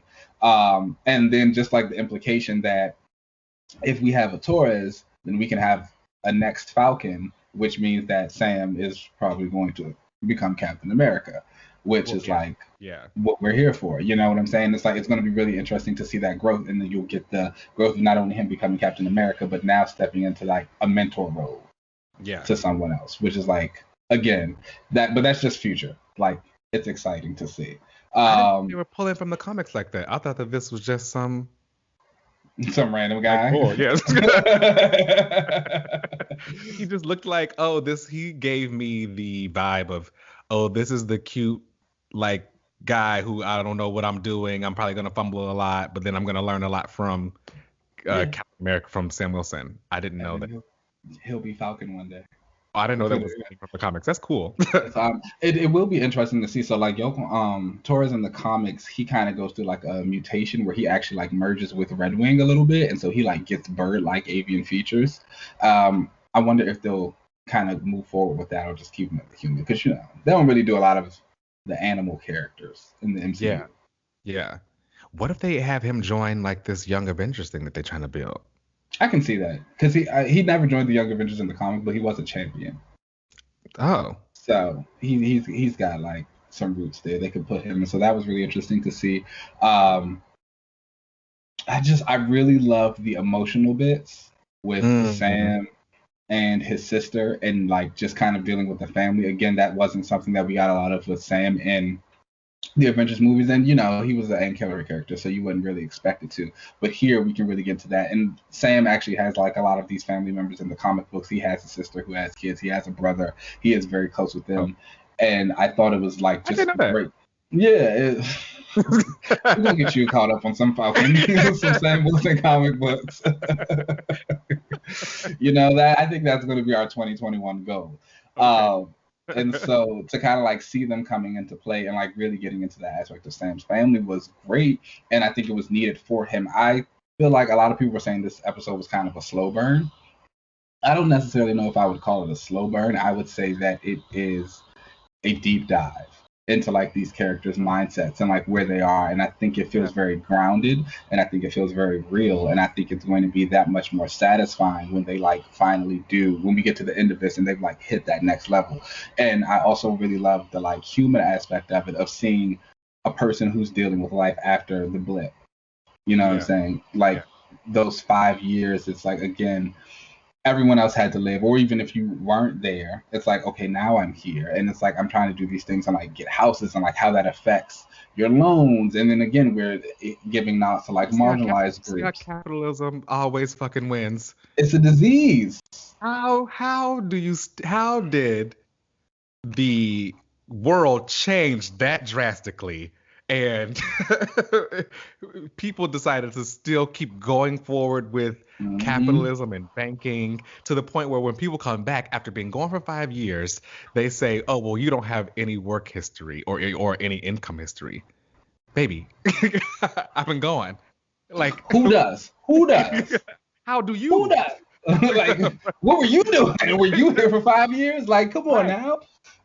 So like I really appreciated that, and I really love that like grounded take on it. And again, like it just amplifies the fact that these are Black people, so it's like it's once again another hurdle that they have to step over. And I really like that Sarah was kind of calling those little tidbits out when the Lone Maker was saying that. She's like, oh, for what type of people, you know what I'm saying? And it's like even Sam, it doesn't really, he's not a person who gets to miss it, because of the simple fact, just because he's an Avenger, a famous guy. You see the lone officer, he's kind of like fangirling over Sam. He's like, oh, you're Falcon, let's take some selfies and do this and that. And then he's still like, well, no, you're broke. Right. it's just like, I appreciated that part a lot in this, because it felt very true to the comics. Because how often do you read like a solo series for a character, and it's like, oh, I just saw you like save the world in the Avengers book, but in your solo comic, you just like go back to your 1-bedroom apartment that like you don't even got Spider-Man. that is one thing I will always say I've really appreciated about Spider-Man. It's like the very constant reminder that he is broke and struggling. Yes. And he's like, I need money. Like just like everybody else out here. He's like, please give me money. Like, yes, absolutely. Right. I like that is like that they put that in there, because they aren't like, they're superheroes. They're doing it because it's a good thing for them to do. They're not salaried or paid by anybody. It's like, they need a job just like everybody else. Only gives them housing, when he can. That's about it. When he wants to. I really liked, and I know you're kind of like a Winter Soldier fan. You teeter on that border.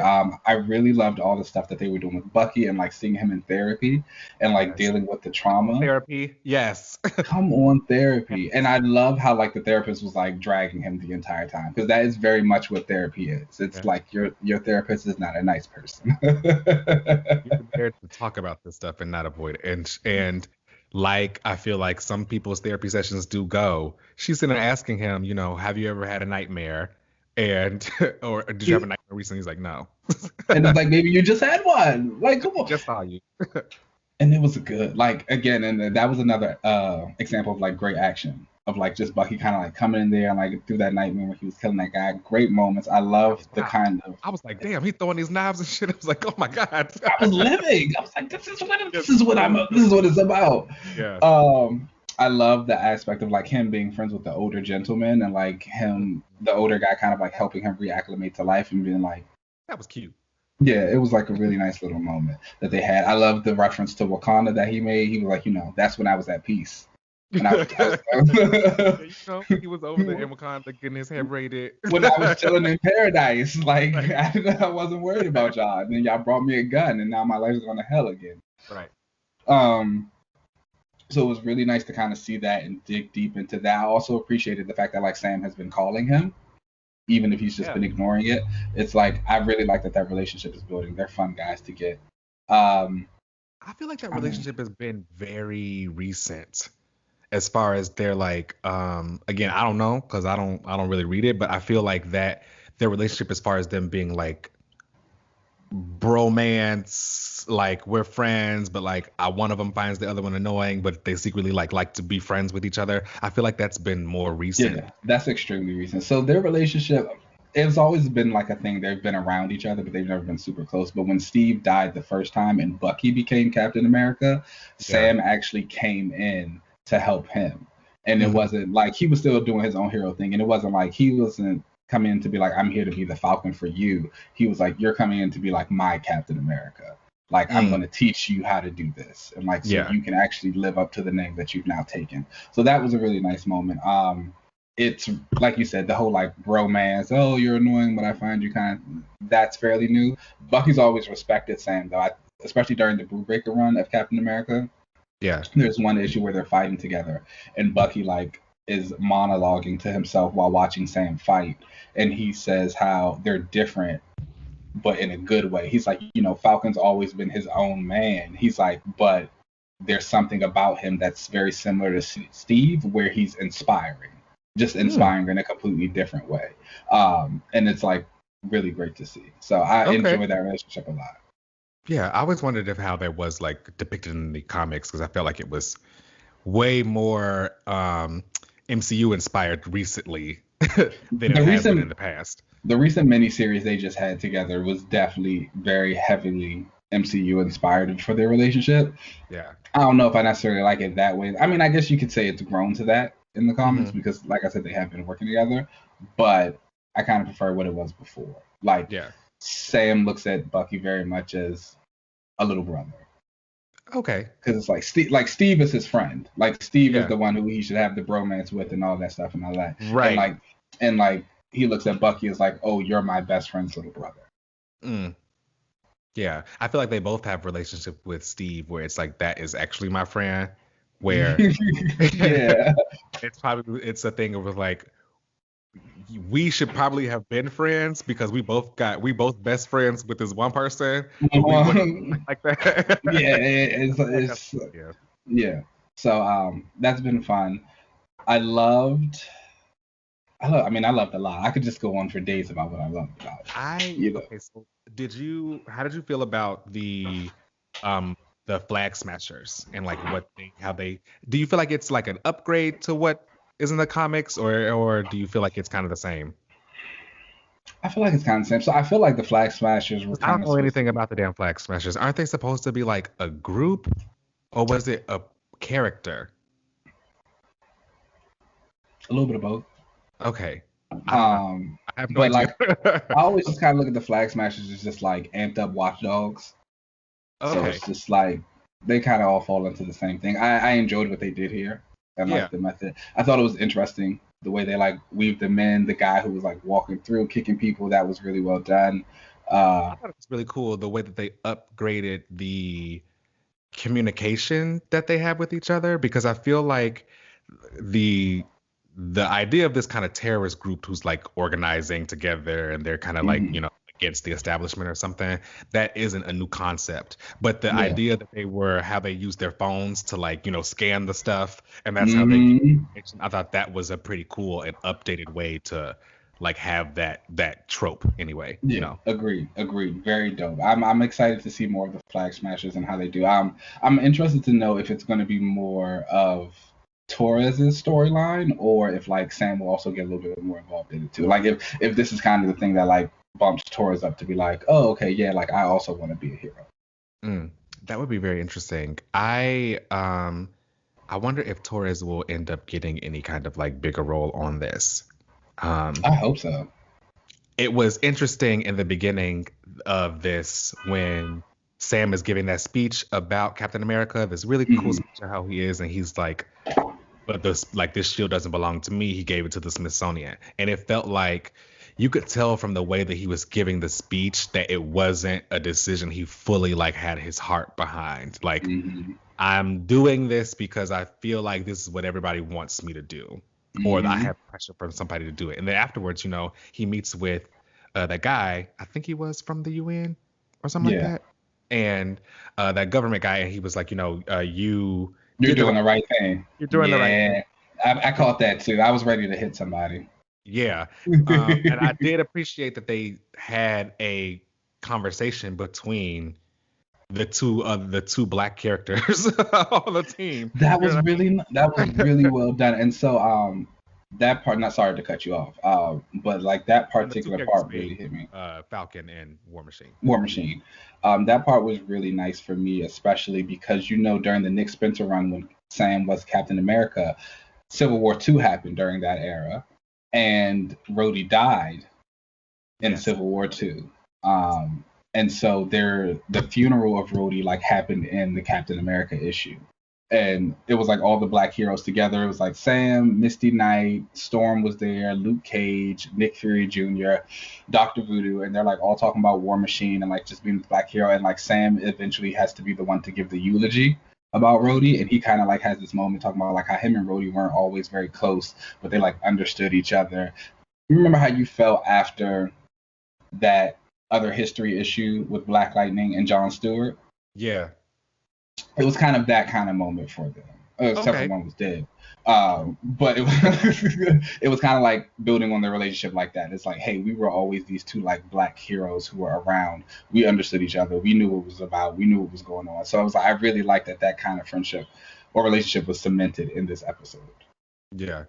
I really appreciated them having specifically those two characters get and have a conversation about like taking up the shield and, you know, War Machine being like, why? Come on, do you really need me to even ask you what I want to ask you?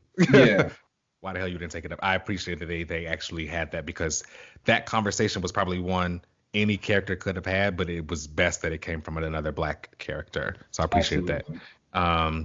I loved the way that they were going to present like racial stuff in this, because it feels like the way that WandaVision kind of dealt with grief, I kind of had a feeling that this one was going to have to deal with race. Well, I mean, you can't have U.S. agent and like not do this, you know? And when they were at their place or whatever, watching on TV of the U.S. agent getting the shield, and the look on Falcon's face was like, I know these motherfuckers can't. They got to be playing in my face. It's that little scene where you feel it. You feel the tension, and like, and so you know, I have a rocky relationship with Anthony Mackie, like we all know that. But like, I was really impressed with a lot of what he did here in this episode, and just like what he brought to Sam, and just like you were saying, that moment where he was just watching that on TV, like you felt the rage, like you were mad too. Yes. It was so many people who were like, I'm ready to like punch U.S. agent in the face myself. And especially again, like you mentioned, the government guy was the one who made the comment to him saying, "You're doing the right thing." After Sam just gave the speech about like how no one should be Captain America but Steve, like and here he is in this like, oh no, we definitely need a Captain America. We definitely need a hero. It just wasn't you.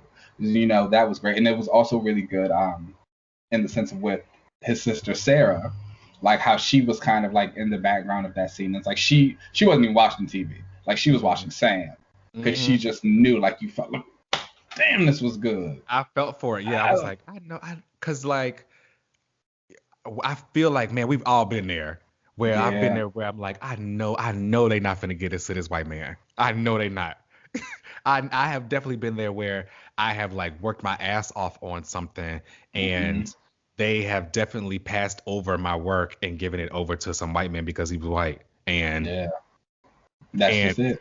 That's just the end of it, and you just have to deal with it. And like, keep going about your day and get denied for loans. And if you call it out, then you the one that look bad. Or they were trying to say that you were the one that looks bad. And I will say shout out to them for their U.S. agent casting, because they found the whitest white boy. Okay. And it's a shame because I actually like that actor a lot. He's done like some stuff that I really enjoy. So it's like I'm mad that I'm gonna have to hate you this go round. Does he play like those characters often? I don't think I've ever seen honestly. He plays like a lot of like kind of, I guess, like gruffer characters that I've seen. He was in this movie called Overlord. Amazing movie. I highly recommend it to anybody. He was like the general sergeant. He's gonna do a great job as U.S. agent. I can say that for sure. Like I'm excited to hate him. Yeah, I hope people realize that that's the point of U.S. agent. Like you're supposed to hate him. Look, he's not like a good guy. Yeah. I'm excited for like where this goes. I realize that people may not like it as much as WandaVision. I feel like the gays ain't gonna go up for it because there's no like femme fatale for them to latch on to. There's no witch. No witch. No magic. But like still I think like, and I think that because of the structure of WandaVision and because of the way that it like works with the mystery behind it and like what's going on in this woman's head, like what is real and what's not, that ends up being a little bit more enticing for people to kind of tune into versus a show that's way more straightforward, I guess you could say. But I think that it's just as good. It's just different. Yeah. You know? I think this is like something that you kind of expect with like an action series. We've talked about this when I spoke about Hellions, the comic book, and how I felt as though like it's a good comic book, but it feels like an action movie. You kind of know what's going to happen. You kind of expect it. It's telegraphed. However, the story itself is still enjoyable because of like the interactions that you're getting. That's what I feel about Falcon and Winter Soldier. It is fully an action series type of thing, and it's like you know what you're kind of going to get. You know what to expect a little bit. It's going to follow a lot of the similar tropes that we know, but the character interactions that we get throughout it are going to make it that much more worth it. Yeah. I really am starting to like the whole Disney Plus thing because it feels it feels more like episodic for this stuff, which relates to the comics. Oh, you mean just for these shows? Okay, these shows, I thought you meant Disney Plus as a whole. Oh no, I won't go that far. I meant, although I don't know. I watch a lot of Disney Plus, but I think that's just because that's where all the superhero content is. Like, but I feel like the Disney Plus shows so far for the MCU have been great because that like episodic feel and like really letting these characters like grow and show who they are. Characters who I don't think would have been marquee movie characters, I'm not sure how well a Scarlet Witch movie would be compared to the WandaVision show. And the same thing with a Falcon movie versus a Falcon and Winter Soldier show. I like this. I like with this progress that we kind of get with these characters. I also like that they kind of like let them do what they want. It's like how in terms of story structure and like, so you get 9 episodes in WandaVision, but we're getting 6 episodes for Falcon and Winter Soldier. And it's like, there were 30-minute episodes in the first half of WandaVision, but like this first episode was 50 minutes. And so it's kind of like, they're just running to their own beat, and I really appreciate that. Yeah, I like that a lot. I want these to be great. Obviously, I'm never going to want any kind of superhero thing to be bad. So I appreciate that they are putting a lot of effort into this. And it seems like they have the core of these characters right, and they went about it by figuring out whatever the core for these characters are and doing the best way to translate on screen. And with Wanda, it is not only like sadness but also like guilt for the things of her powers, and the best way to show that would be traveling through her mindscape or whatever and doing stuff like that. With them, the core of these characters are probably their families and how they want to rise above their circumstances. Agreed. And that's what we see them doing. It's like we're going to see them fall into the dilemmas and the pitfalls of what their circumstances actually kind of caused them to do. Especially like with Bucky, he's dealing with the PTSD. The older Asian man who he was befriending, who spoke about his son being dead, you come to find out like Bucky's the one who killed him. That was wild. That actually didn't cross my mind literally until like the second before the reveal. I was just like, oh damn. I was like, oh, I wasn't even thinking that. Yeah. I was like, and again, it's just like you said. Now you have to rise above the circumstances. Like I'm around this man who I've like really come to respect or care about or whatever, and it's like I hear him grieving about his son that I killed. Like it's another situation that I have to deal with because of who I am and what I'm doing, and like how I'm still kind of going to have to do it in some form or fashion. This is great. This is why I love the street hero. Do anything? It was wild. These street characters, they can give sometimes. The action can give. I will give it that for sure. The action was really good in this. Like I'm super excited. Like, and I'm not gonna lie, I was a little like apprehensive because I wasn't sure how they were gonna do a lot of his aerial combat. Baby, they got that. They got it. I should know better by now. Yeah. Like the aerial combat is great. Did that. I'm excited to see when they finally team up. I wonder how long do you think that's going to be before they finally start crossing paths? Honestly, I feel like next episode. Like if any, like at least they'll meet up by the end of the episode. Okay. Like it's only 6 episodes. Like we that's can't, true. We can't dilly dally. I wonder how long do you think before he gets his suit and the shield? The end of the last episode. You think so? That's your prediction? That's okay. My prediction. And that is because he's getting his own Captain America movie. Yes. Or it'll just lead like to him being in one of the Avengers movies as Captain America. Yeah, I agree. Although I would say I would love for him to get it by like maybe the end or the end of the 5th or the middle of the last episode, because I would like to see him have his final fight in the Captain America costume. I agree. Yeah.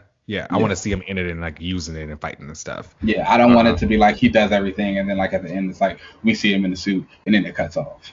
Yeah. That'd be annoying. Like, okay. I mean, that's kind of, is that what happened with WandaVision? Did she basically like turn into her suit and then that was it? Yep. Yeah. Exactly it. Yeah. Yeah. I hope that they give it a little bit more. I've seen some stills and some leaks of the suit, and it looks really cool and very comic accurate. And I love the way that they've been like translating a lot of this into the MCU.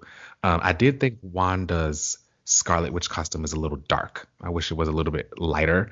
But like a lot of this stuff has been very, very great. Very great. I'm ready to see how this goes, how we end up, and then where we go after this. Because Sam and Bucky haven't really been, like, we know Wanda's going to show up in Doctor Strange. They haven't really said anything about where Sam or Bucky will be post Falcon and Winter Soldier, have they? No. They've kept that completely under wraps, actually. Mm-hmm. I wonder, do you think Bucky's going to die in this? Oh. I ain't even thinking about it. That'd be a nice. I mean, no, it would just be unexpected. It'd spice some things up. Yeah, it would be unexpected. I don't know. I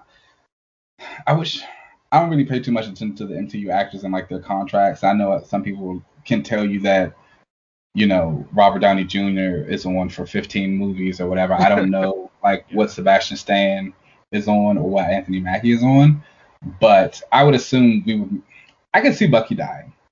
Mm-hmm. I'm not gonna lie. Done with Bucky right now, because where do you could take him?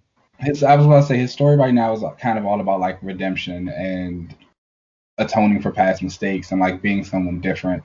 And so it's like you either got to take him in 2 routes. You give him that, or you don't. And exactly. And so it's just I think if you give it to him, okay, cool. If you don't, you're either gonna kind of run into the problem of giving him the same problems over and over again, or you just kill him off. Yeah, and he'd be like the first big death since Widow. Oh, I guess. Oh, I forgot Tony and Widow died. Never mind. I was gonna say they've had some pretty big ones so far. They just, I guess they're gonna stick, as opposed to like the comics where everybody comes back. But I mean, we got a couple of deaths that stuck so far. I mean, those 2 and Quicksilver. Oh yeah. So. Yeah. They can. I wish Quicksilver was around. I liked him. I'm shocked they didn't bring him back. I really thought they were going to. I did too. I thought they were going to bring him back just because he's a lot of fun, and why not? It was one movie. That's unfair. I personally would be upset. I know. I feel away. I would just be like, oh, everybody gets these multi-contract deals, and I'm literally here for one movie. You couldn't even bring me back for the show. You like purposely got a fake version. I would feel some type of way. Yeah. Totally. especially watching Wanda take off and now she going into her own sequel and stuff. Like, yeah, I'd feel away. Over. Yeah. Mess. All right. Well, that brings us to the end of the show. Like I said, I loved Falcon and Winter Soldier. I'm excited for this. Ready. If there's one thing I've learned about these street level characters is that the action scenes give. And you need. I'm here for that. All right, y'all. You can find us. Don't forget to rate and subscribe us on anything that you listen to us on your podcast. Also, we are on YouTube, so definitely check us out and rate and subscribe us over there. Like the videos and all that good stuff. Leave comments.